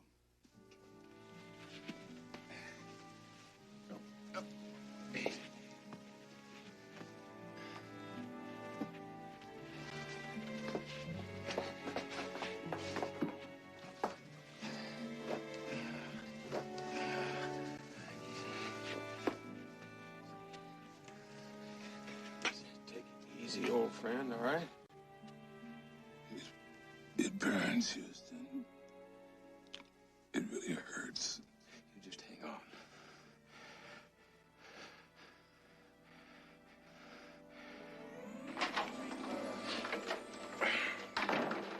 What are you doing here? is the citizen standing here? Lieutenant, it's just Houston. Why don't you lighten up, Hoyt? Sir, I will get to you in a minute. These records are for departmental use only unless authorized by my office. Do you understand? Yes, sir. What's the matter, Hoyt? Did your mother get scared by a drill sergeant? Mother joke, son. State your purpose, Houston. Business or personal? If it's personal, sit down and have a cup of coffee. If it's business, hit the door. Listen, I'm curious. What is it you have against me? Against you? Nothing. Against private investigators, everything. I hate amateurs. Some people hate spiders. Some people hate snakes. I hate amateurs. See you around. Not so fast. Hoyt, I've got a lot of friends down here that are cops. I'd sure hate for one of them to have to arrest me for striking an officer. Now, why don't you take your hand off me? Thank you.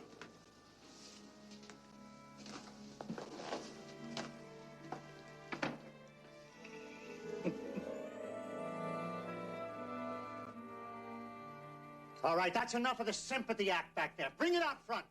I'm not going to stand around and watch this man die. I said back to your table, now. No. I said now. This man needs my help. Are you dense? Do you want to die on the floor with him? Look, if I get half a chance, I am going to take you out. So maybe I am better off out of the way. Come on, shoot me, huh? Go on, take a chance, huh? Go on, get me out of the way. Why are you asking for this, huh? Why are you pushing me? What is this? Wait a minute. The three of you are in this together, aren't you? To protect Harris, is that it? My uncle and I don't know anybody named Harrison. I've never seen this cop before in my life. Sure. Come on. Back to your table, big boy. Come on. Do what the man says. Sit down before you get us all killed. That's good advice. Use it. Because now I know. The three of you are in this together. You, the cop, your uncle, huh? All together. To protect Harris. And you got it all worked out, haven't you? If you're not at the table with your uncle, then Harris will know something's wrong and he won't come in here. Isn't that it, huh? Huh, big boy?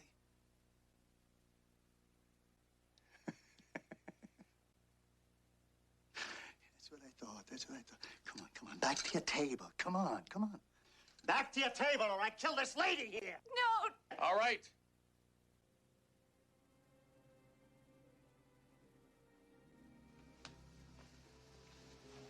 You took a hell of a chance. You might have been killed.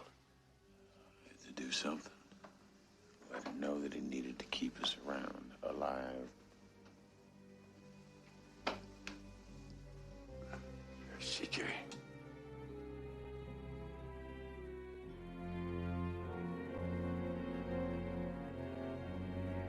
Hi, sorry I'm late. Listen, you're not going to believe this. I picked the car up at the garage because it goes 5 blocks and it quits. I go back to the garage and it's closed. It took me forever to get a cab. Anyway, here I am. You may wish it had taken longer. Now just stay cool and you won't get hurt. He's not kidding. Look behind the bar. Hey. Just stay right where you are. There's a cop behind the bar bleeding to death. That's all you need to know. Now sit down and be quiet.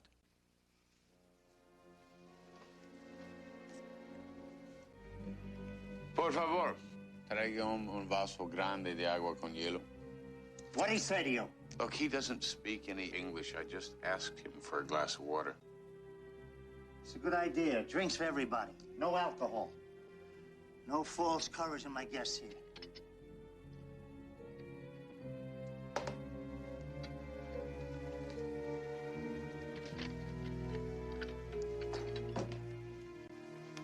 Gracias.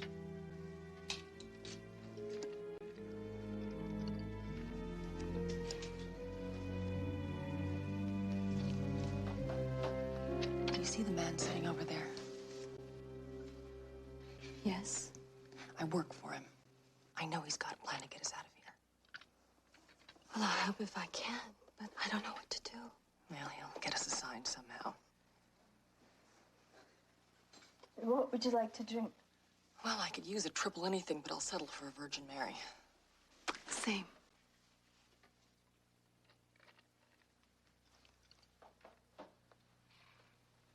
There's 30 minutes left before Harris gets here. I've got to make a move. Careful.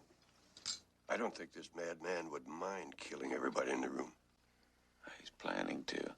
I mean, once he kills Harris, he got no reason to keep us around.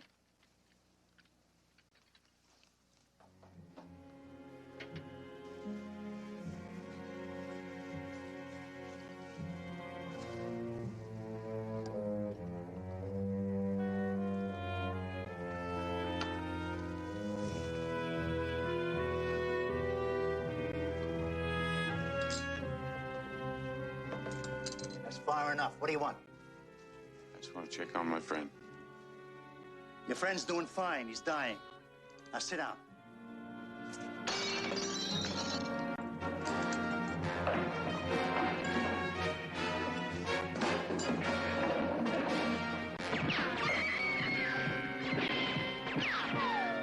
All right, turn him loose, or I'll kill everybody in this place, starting with your lady friend here.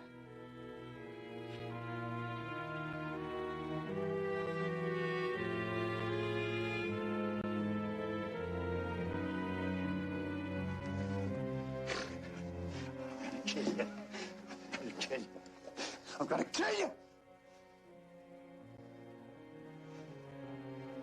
No. First I kill Harris. And then I kill you.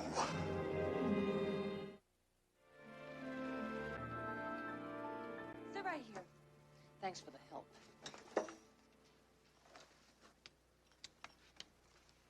She works for him.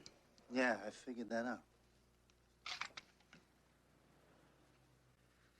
Next time, I pick the restaurant.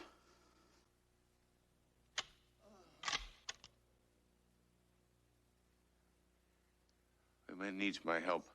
Who doesn't? Oh, he is in pain. Well, let me put him out of his misery. No! Then leave it be!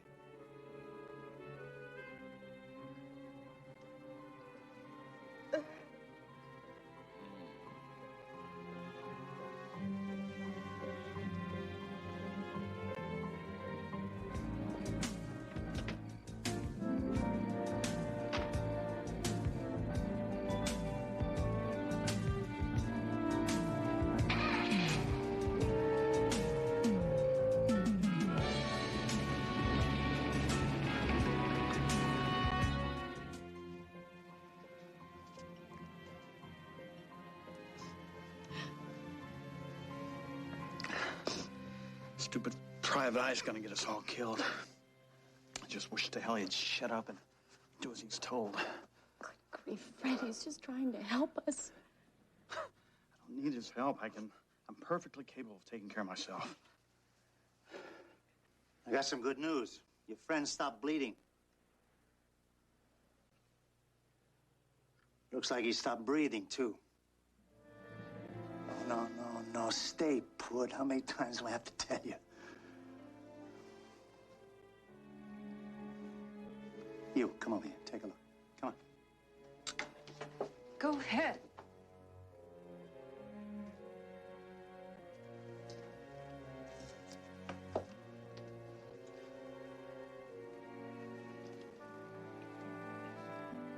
His pulse is barely there, but I can still feel it. He's dying. We have to do something. I'm gonna do something. I'm gonna kill a cop named Harris in just about 20 minutes. When I'm through with that, you can do whatever you want with this one.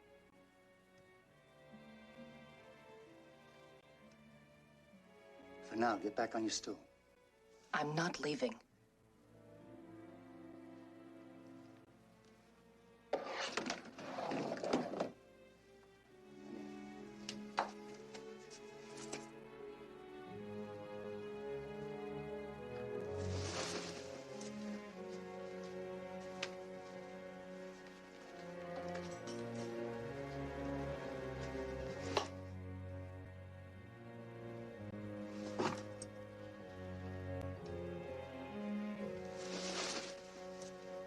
Next time you get hurt.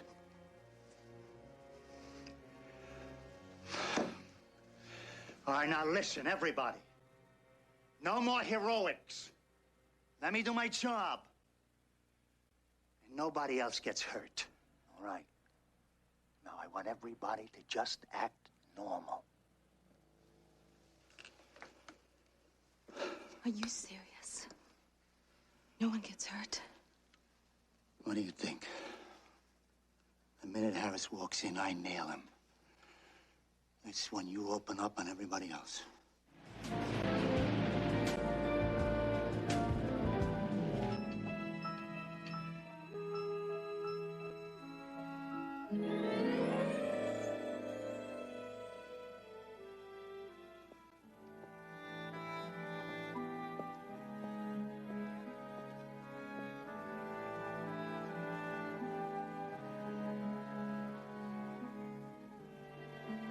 Matt's gonna be all right.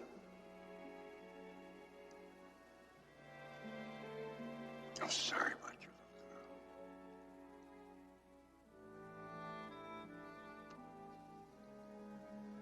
little girl. No. All my life I've been an outsider. Black. You folks got us outnumbered 9-1. That's not bad. Proud to be black. But you can see what I mean about being an outsider. Alone. That wasn't bad enough. My folks didn't have sense enough to be poor. Father was an architect. Grew up right in the middle of a white neighborhood. Not even a Baptist. Mom was a Catholic. Who ever heard of a black kid being an altar boy? Oh, God, she was just a little girl. Why would anybody want to hurt her?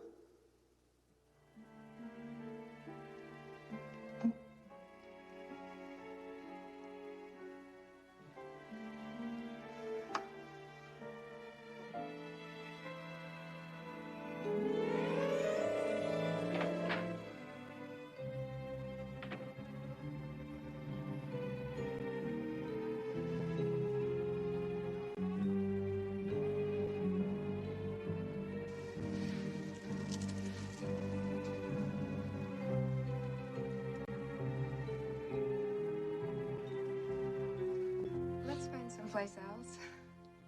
Why? The food on this menu looks out of this world. So do the prices. It's okay. I don't mind spending the money.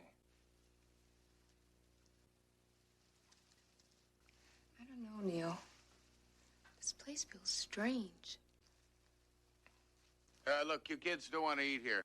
The food's lousy, the service is worse. Try someplace else, would you? I take my girl where I want. I think we should go, Neil. I think you should stay, Neil.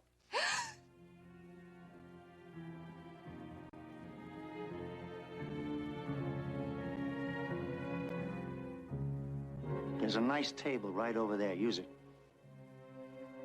Do as you're told, and you won't get hurt. Do what the man says, son. You heard the man? He makes a lot of sense, my young friends.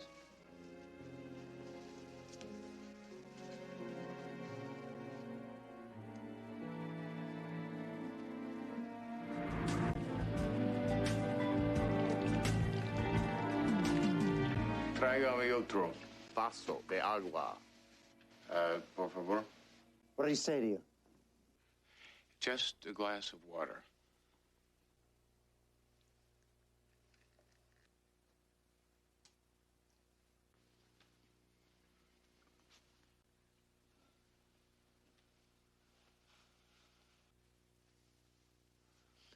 What's the Spanish phrase for break the mirror? Quiebra el espejo. What you thinking, boy? He doesn't know any Spanish.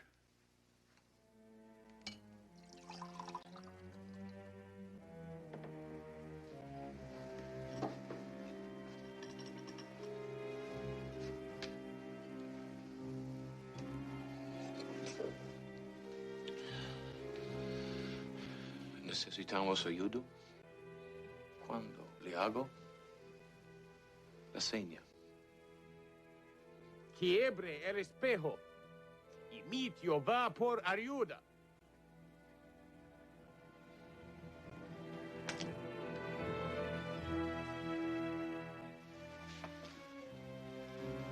Come on. Break up the conference. Sit down.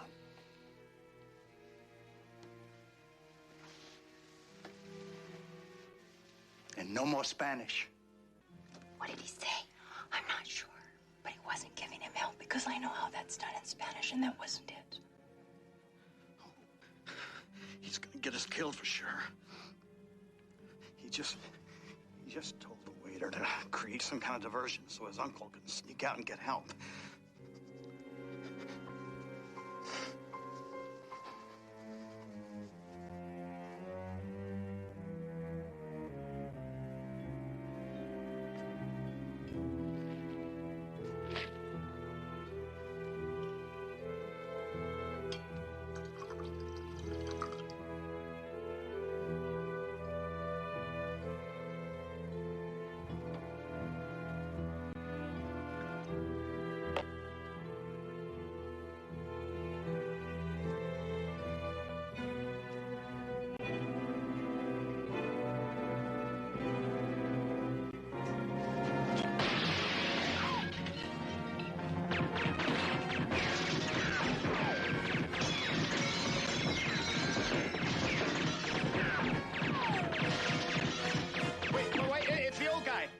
He's trying to sneak out. Hold it, Uncle!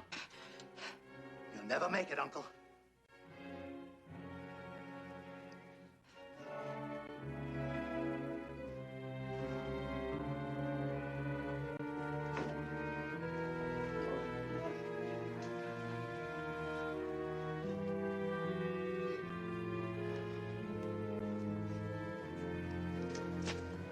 Trying to get away.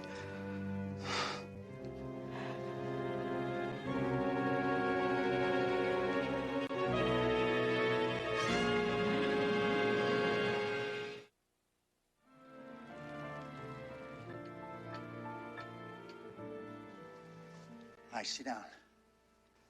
Sit down, Uncle, sit down.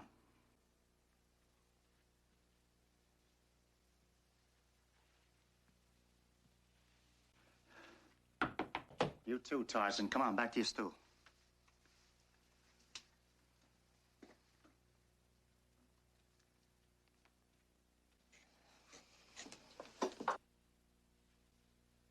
Now listen to me, everybody. Just take it easy. Nobody's gonna get hurt. Sit down, kids. What's the matter with you? He was trying to save our lives. Look, if that old guy had gotten out, they would have killed some of us. What do you think they're gonna do after they kill Captain Harris, huh? Pass out tickets to Disneyland, thank us, and let us all go home? You'll see. You'll all be thanking me.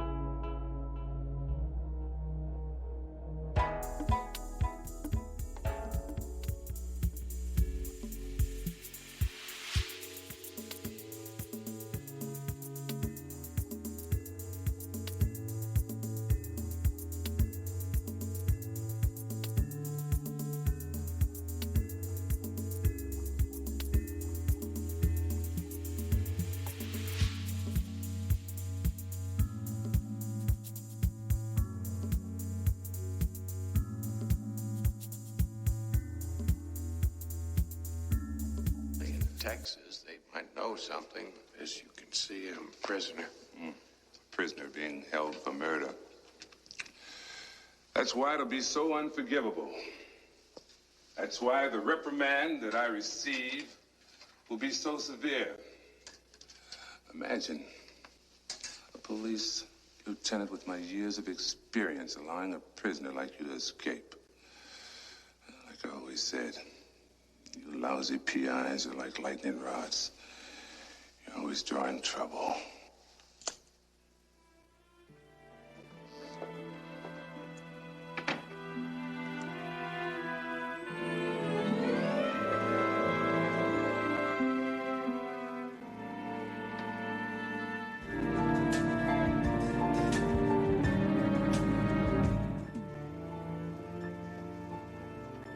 Take a look at how they're positioned.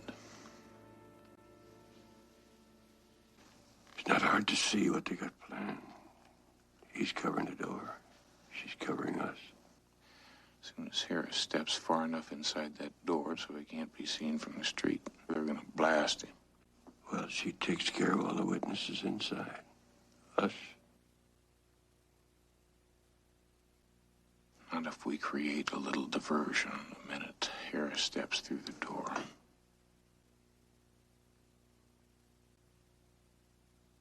This table does need clearing.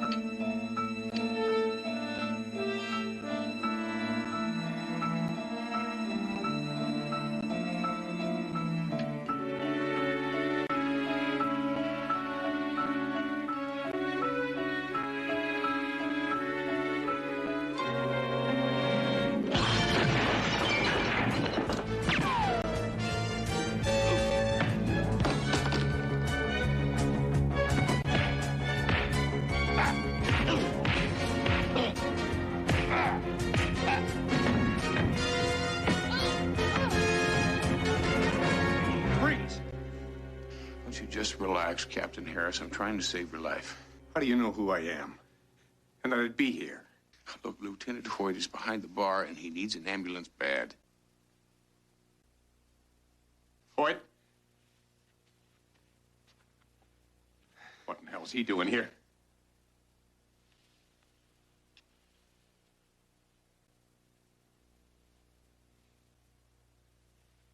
Hoyt knew about the payoff.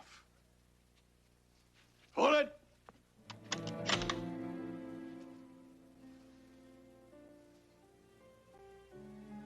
You can't leave now. You got reservations. Get those people out of the freezer now. I'll call an ambulance.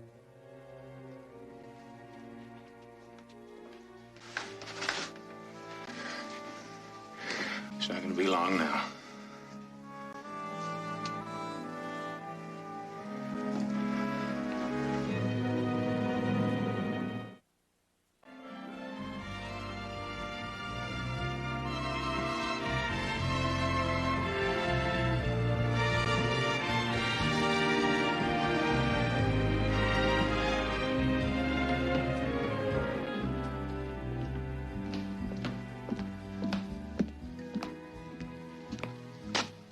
Thanks, Roy. To good and faithful friends. To you. I'm lucky to be alive. After what went on in that restaurant, we're all lucky to be alive. Hadn't been for that nephew of yours. That is a very special man. And then some. You know, Roy, Houston and I have had our differences in the past. But in the hospital, I had a lot of time to think. All the arguing, bickering, disagreements, all in the past. From now on, I cooperate to a new era. Good evening, gents. What's this? Looks like a drink. Tastes like a drink. What are you doing? Drinking it. I'm over 21.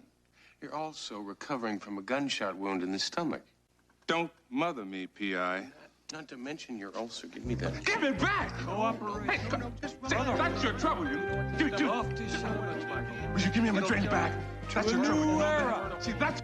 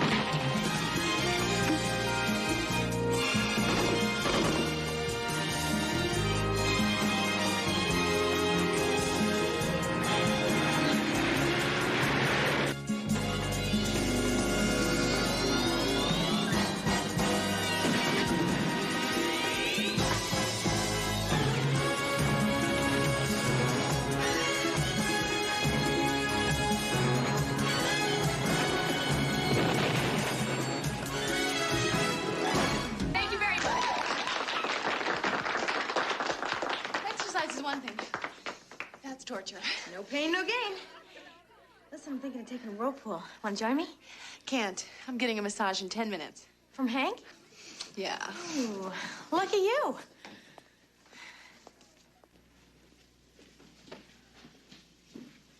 Hey, pal. There's been an accident in the gym. I need your help. Who had the accident? You did.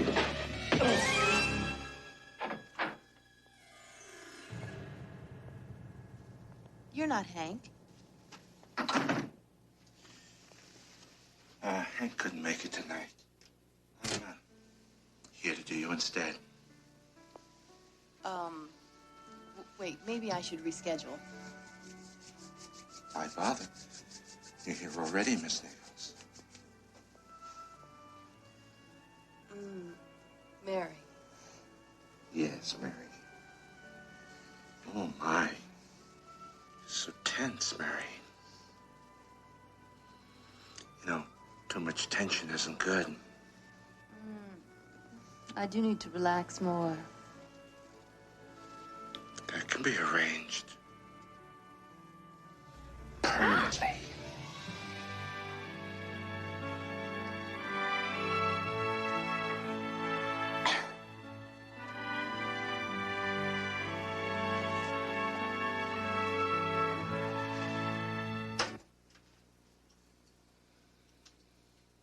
Now it's time for me to relax and wait for the morning headlines.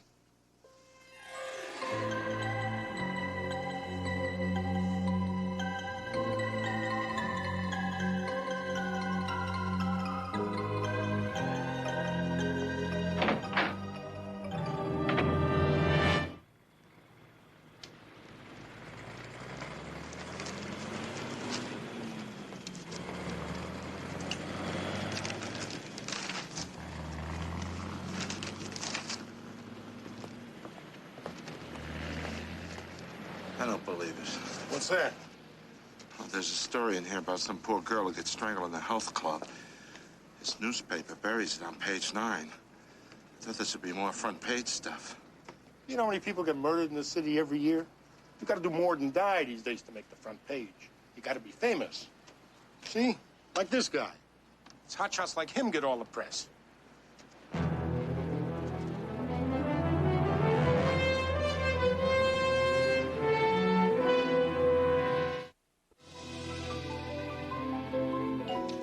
Test case you pulled out of your sleeve really saved us. What test case? Hoyt had us dead to rights. When all else fails, remember the first rule of jurisprudence. When in doubt, fake it.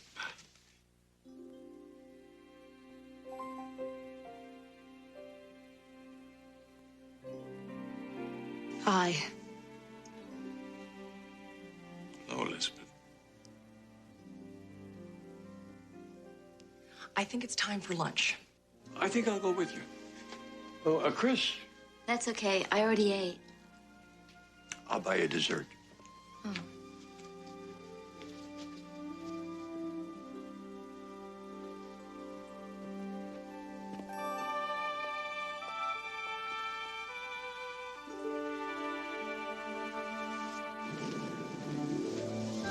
always hated surprises. Till now. Sometimes you have to do things on the spur of the moment before the moment gets away from you. What kind of moment are we talking about?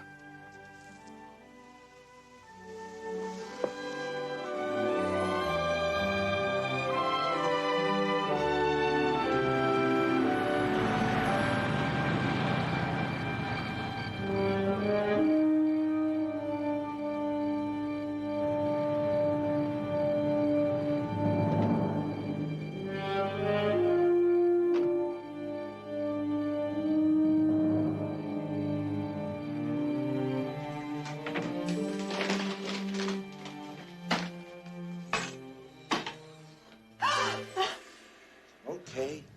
Miss Gay and Miss Chapman, I'm just trying to prove a point. You left your front door open. Jim Jordan, Invincible Alarm Systems. I've got a neighborhood patrol service. Thank you. Oh, yeah, sure. I know. They come around once or twice a day. What about the alarms on your window or your doors?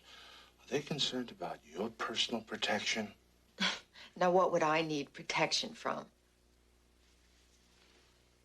People like me.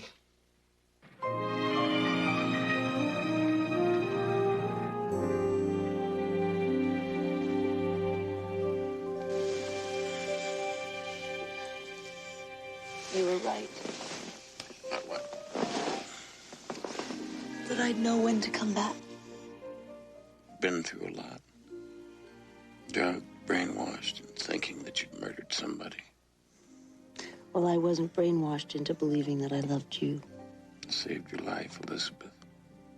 Some people confuse gratitude with love. Not me. I was so sure I even proposed. I wanted to say yes when you proposed to me. But it wouldn't have been fair.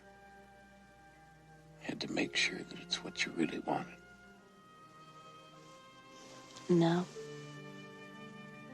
I'm sure. I very much want to marry you.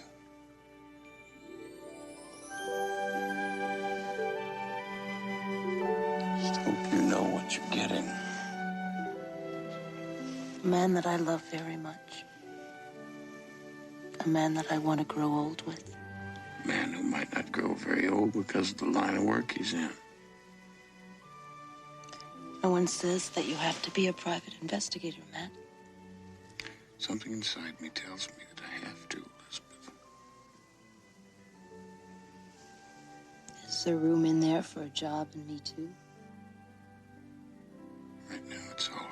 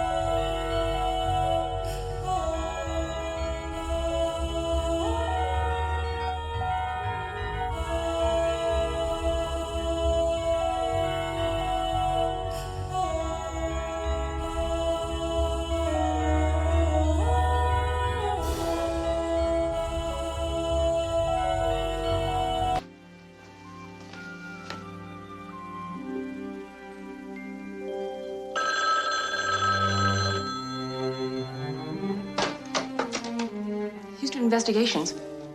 Matt Houston, please. Tell him his, buddy is calling. Just a moment. Houston, telephone. Something about your buddy.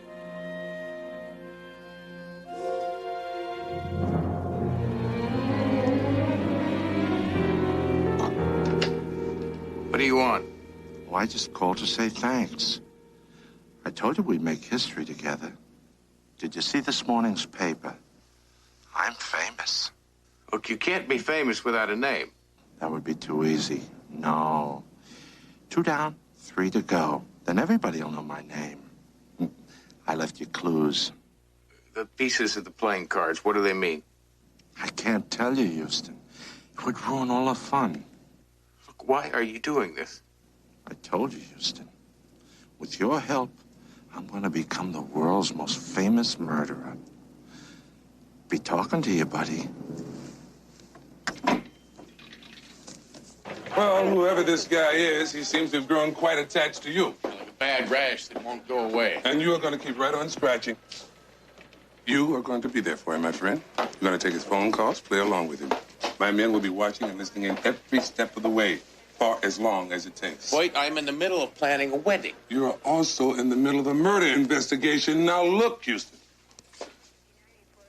No one forced you to be a hotshot PI, or Elizabeth to marry one. You're such a romantic.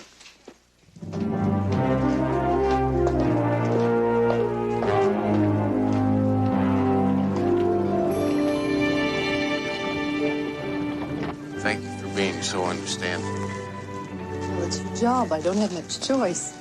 Then you really don't mind? Well, I must confess that having dinner with 2 plainclothes policemen breathing down my neck is not exactly my idea of a romantic evening. Well, I'll tell you what. It just so happens that I have a very romantic dessert plan.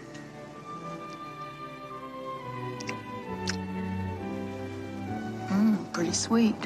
Non-caloric, too. Yeah. I want you to just step inside, ma'am, and I'll have room service bring you full order.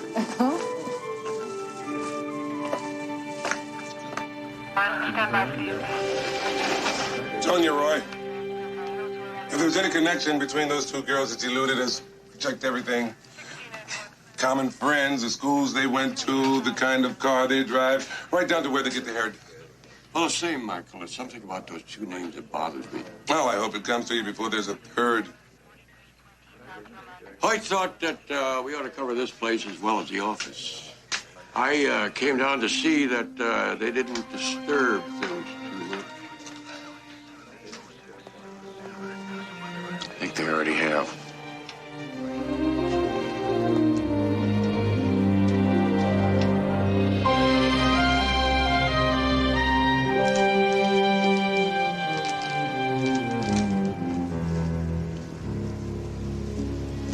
Eilish.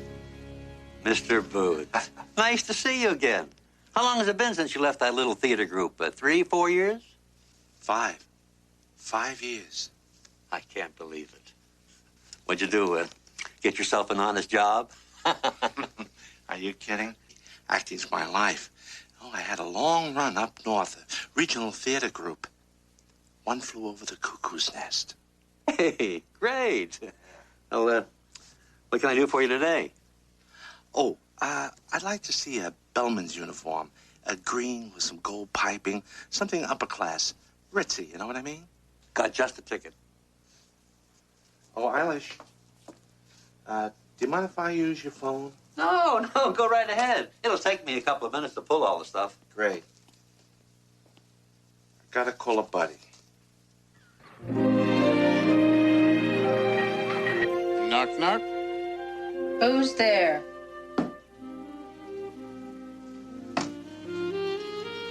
It's room service you ordered last night and never got. Yeah, well, you just set it down on the bed, boy. I want to be alone. No, you don't. No, you don't. That's your continental breakfast. This here is your American plan, complete with heavy groveling and supplication.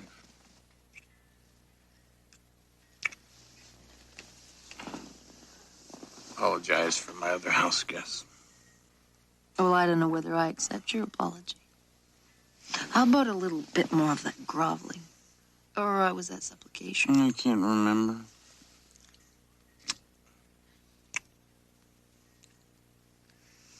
Look, why don't you and I get on my boat, and we'll repel all the borders and sail to a tropical island. Hawaii? No, Catalina. I know a secluded cove over there where nobody can find us. We'll disconnect the radio and have a very romantic... Houston! Answer it.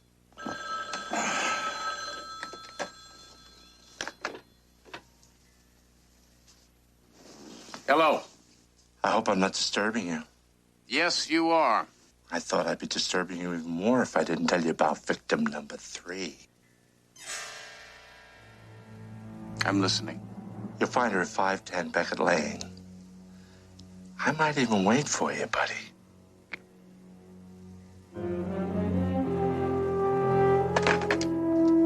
We'll handle it, Houston. You go ahead and take your cruise. Roy and I ride down there and make sure your buddy's well taken care of. Relax, my friend. You earned it.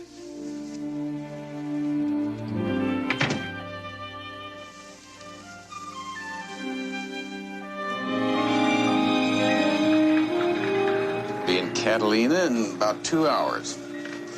I'll put us there at just about sunset, just in time for cocktails.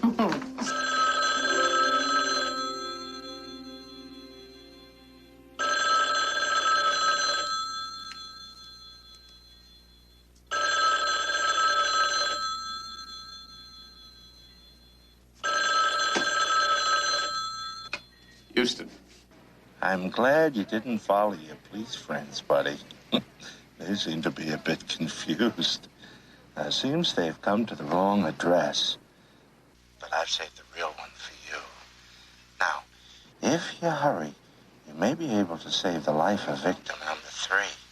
A lady named Liz Strike works at the Westlake Plaza Hotel. Oh, but not for long. Elizabeth, he sent the police to the wrong place. I've got to try and stop him. Meet me at my office, all right?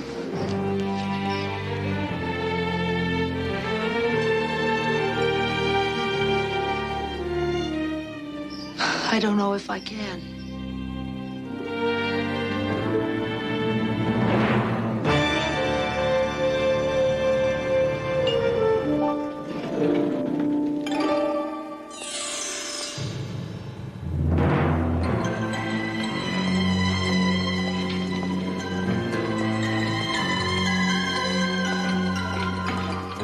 I want the Jackson table to have 12 chairs, impeccable service. Table number 3. Do you understand that? Thank you so much. Mr. Hyde, there's a man down the lobby complaining he's been overcharged for room service. Lead the way. Okay. Are you new here? Oh, no, Pete, he has the flu, so I'm filling in for him today. No, Mr. Hyde, I really envy you. Making your living, helping people out, trying to solve their problems and all. There's one problem with my job. Where do I go to get my problem solved? Your problems? Maybe I can help. No, I'm serious. Try me. Okay. I need a good, long rest. I think that can be arranged.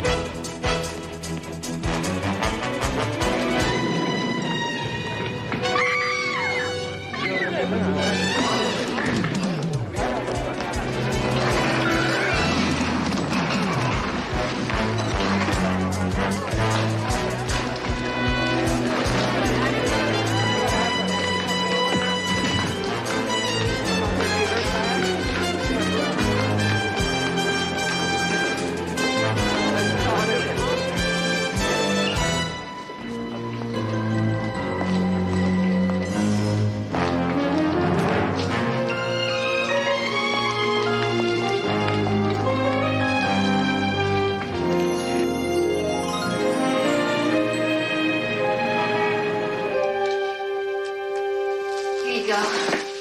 Thank you. can use it.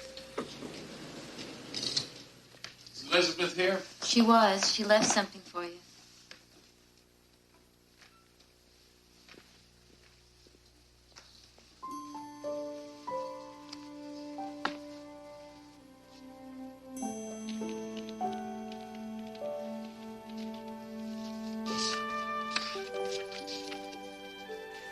Dearest Matt, I'm sorry I didn't wait for you, but I need some time alone. I love you, but I know I have to share you with your work, and I'm just not sure I can. Does love always hurt this much? Elizabeth.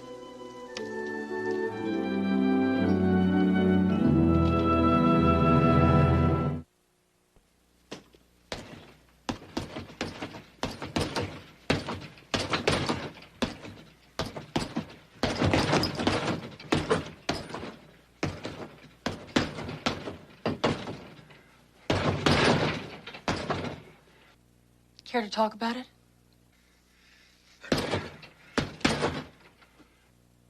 Houston, this is me you're not talking to.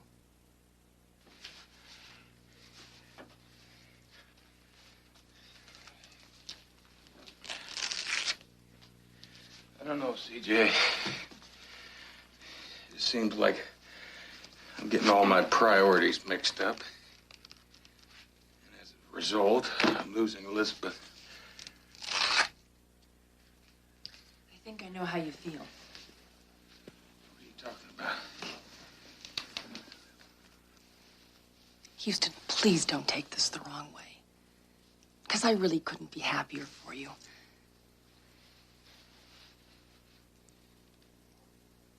It's not true. I could be. But listen, Elizabeth is a lovely girl, and I like her a lot. It's just that I guess what I'm trying to say is I'm a little bit jealous. The same way I will be jealous the day you walk down the aisle. You and Roy and I have been a team for a long time. I think the thing that's scary to me is that it's all going to change now. CJ, what we have, we'll always have. And if things do change, it'll be for the better, I promise you that.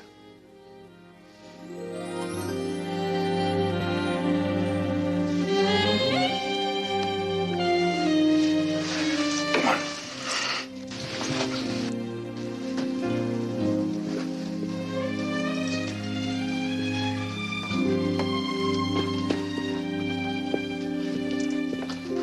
Okay, Mike. Thank you.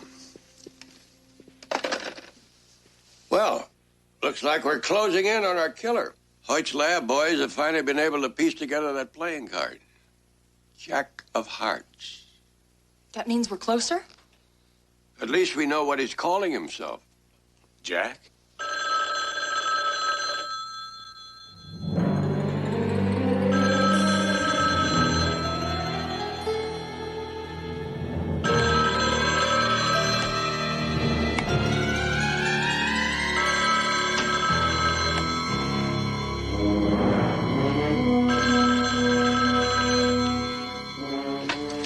Houston.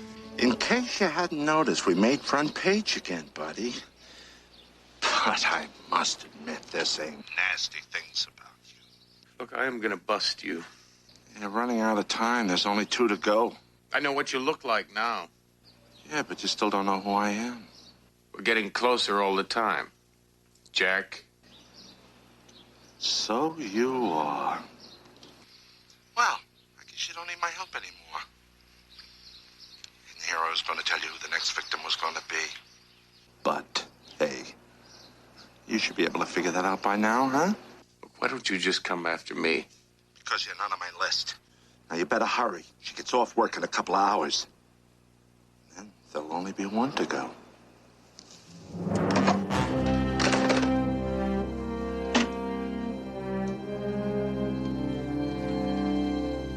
Wasn't on the phone long enough to get a trace. I don't think we're going to need it.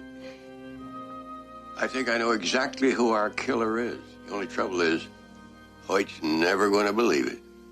Jack the Ripper? Not the real Jack the Ripper, just a very clever copycat. World's most famous murderer got that way by taunting the police with his crimes. He used to write him letters signed Jack. Only this guy leaves pieces of the Jack from a deck of playing cards to identify himself. That still sounds a bit far-fetched. That's because you haven't heard it all. And this maniac keeps calling me up on the phone and telling me he's going to kill 5 women, then he's through.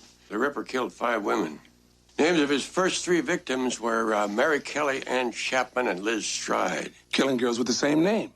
And in the same order. That's why he told us we could figure out who his next victim was going to be. What is the 4th girl's name? Catherine Eddowes. CJ is working with Baby right now to find out if there really is Catherine Eddowes in Los Angeles. And if there is, let's hope that we find her before he does.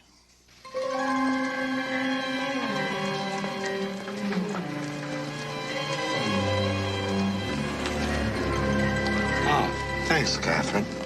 You know, like I was telling you, that's some great big smile you've got. Do you really think I've got what it takes to be a model? Oh, absolutely. Seriously? Would I lie to you? When you get off work, I got a studio just a couple of blocks from here. Let's say we pop over and let my partners take a look at you. Oh, I don't know. I mean, I don't really know you. What's to know? You can call me Jack. We'll be right down. This had better be the right girl. CJ said Baby could only dig up 2 Catherines with last names anything like Eddowes. One of them lives in a retirement home in the valley. The other one works as a waitress at a place called the Rusty Nail. Then he could still be going after the old lady. Except when the killer called me, he told me his next victim would be getting off work in a couple of hours. People who live in retirement homes don't work.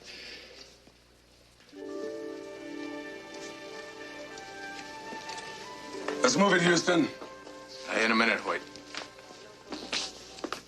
Houston! This is no time for a date. I said in a minute.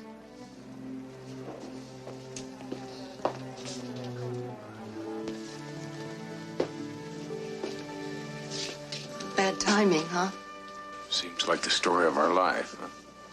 How'd you know where to find me? CJ told me. Matt, I've had some time to think. And what you said about having enough room in your life for your job and a wife, There is. I'm not sure about that. Look at us now. You're so wrapped up in this case, you don't even have time to sleep, let alone have any time for another person in your life.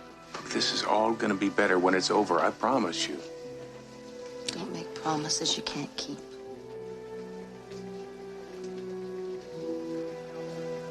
Your job is all-encompassing. If you continue it, this will just happen again and again. Houston! Don't ask me to choose right now, please.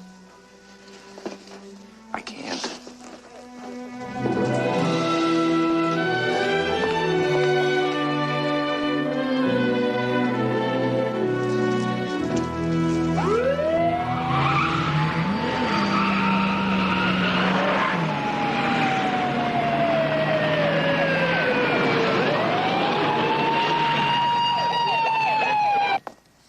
Me, a model?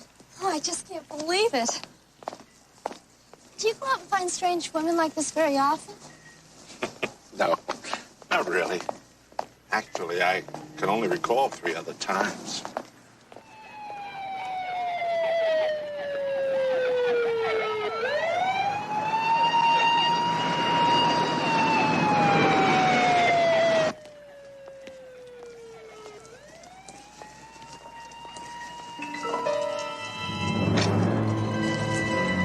Oh, it's only a shortcut. So.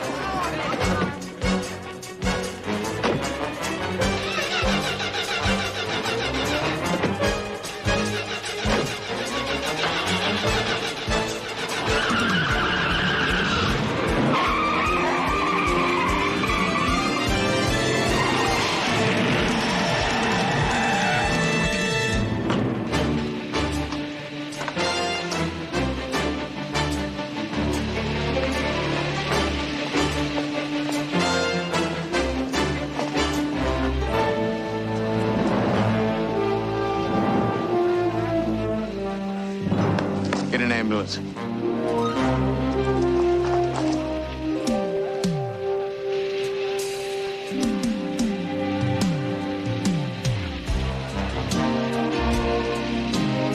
Stunned. Yeah, well, at least the telephone pole didn't fall on it, you know?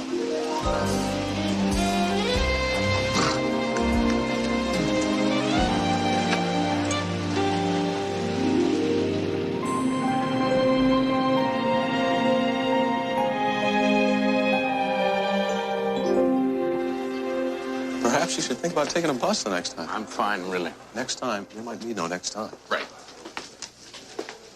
Well, we ID'd your buddy Jack. His real name is Adam Booth, a former actor. A diagnosed schizophrenic. Had trouble separating the parts he played from reality. Got him 5 years in a mental institution. Somebody made the mistake of judging him sane. They released him 2 months ago. His parting words were he had finally found the role that was going to make him the world's most famous actor. Jack the Ripper. Looks like he's taking his final curtain call. Doctors say he's in a coma. Probably for the best. It's already wrecked enough lives.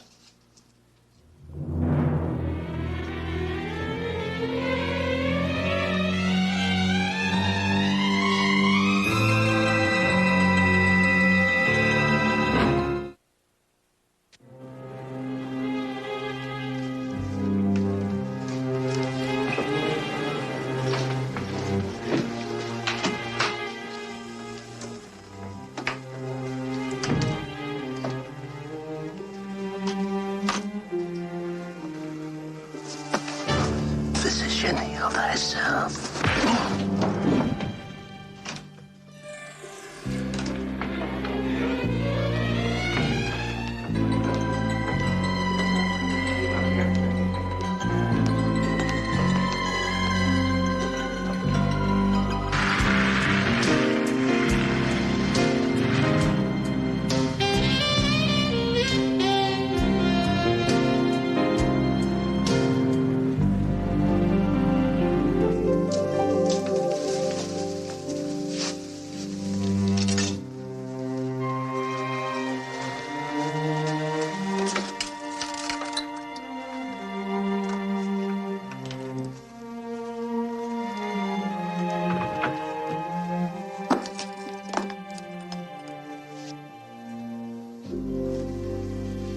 Hello, Matt.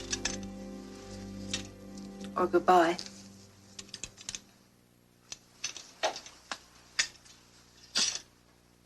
Going somewhere? Away. You made your choice. I'm making mine. We caught the killer, Elizabeth. It's all over. Until the next time. I can't squeeze my life in between your cases, Matt. I tried and I just can't. Neither can I. That's why I'm quitting. For good.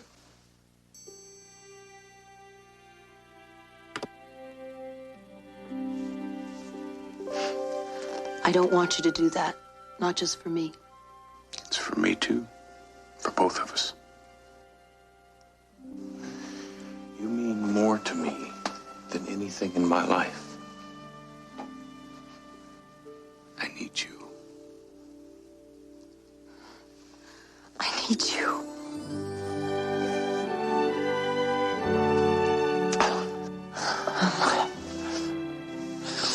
Look, let's just get the whole thing settled right now, this afternoon. We'll get married. I know it's your... Wait a second. What about the wedding plans, the invitations? Well, forget about all that. The important people are going to be there. You don't waste any time, do you? I've wasted too much time already.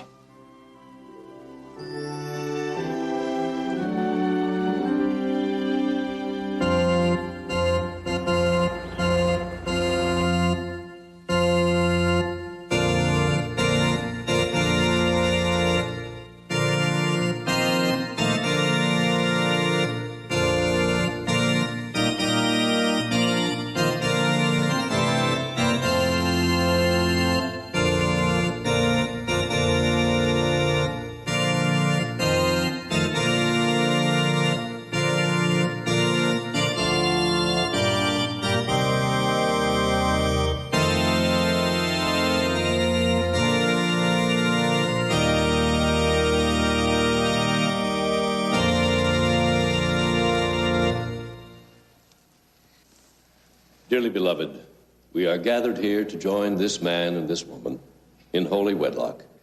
If any man can show just cause why this couple should not lawfully be joined together, let him speak now or forever hold his peace.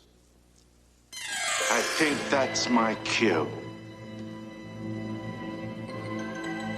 Nice to see you, buddy. Too bad you kept me from killing that Catherine Eddowes. 'Cause now, I'm gonna have to kill someone else. No!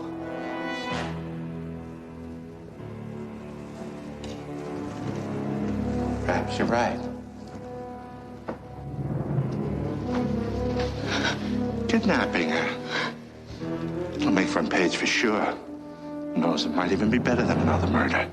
Look, this is between you and me. Let her go.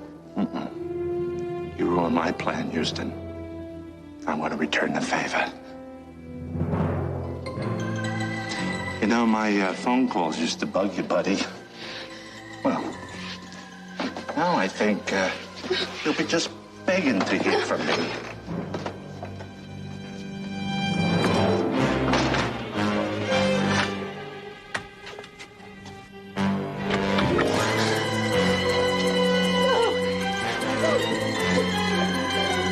Is it over already?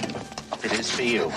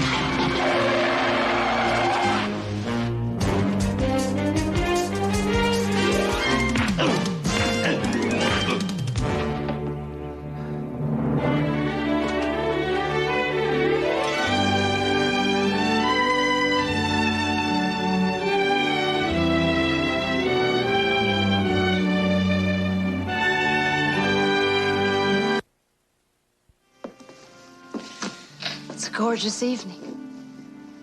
We're avoiding talking about...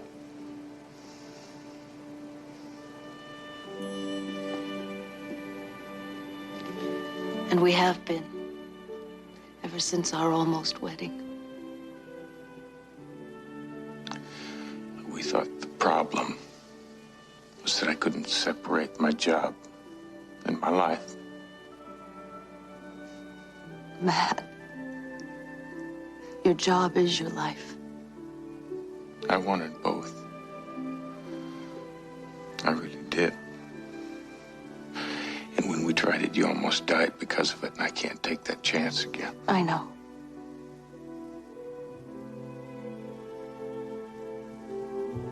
Walking away from you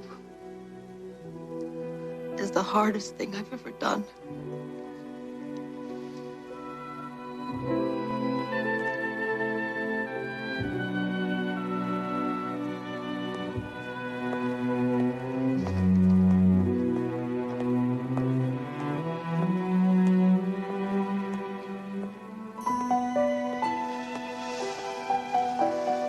Oh, God, I love you.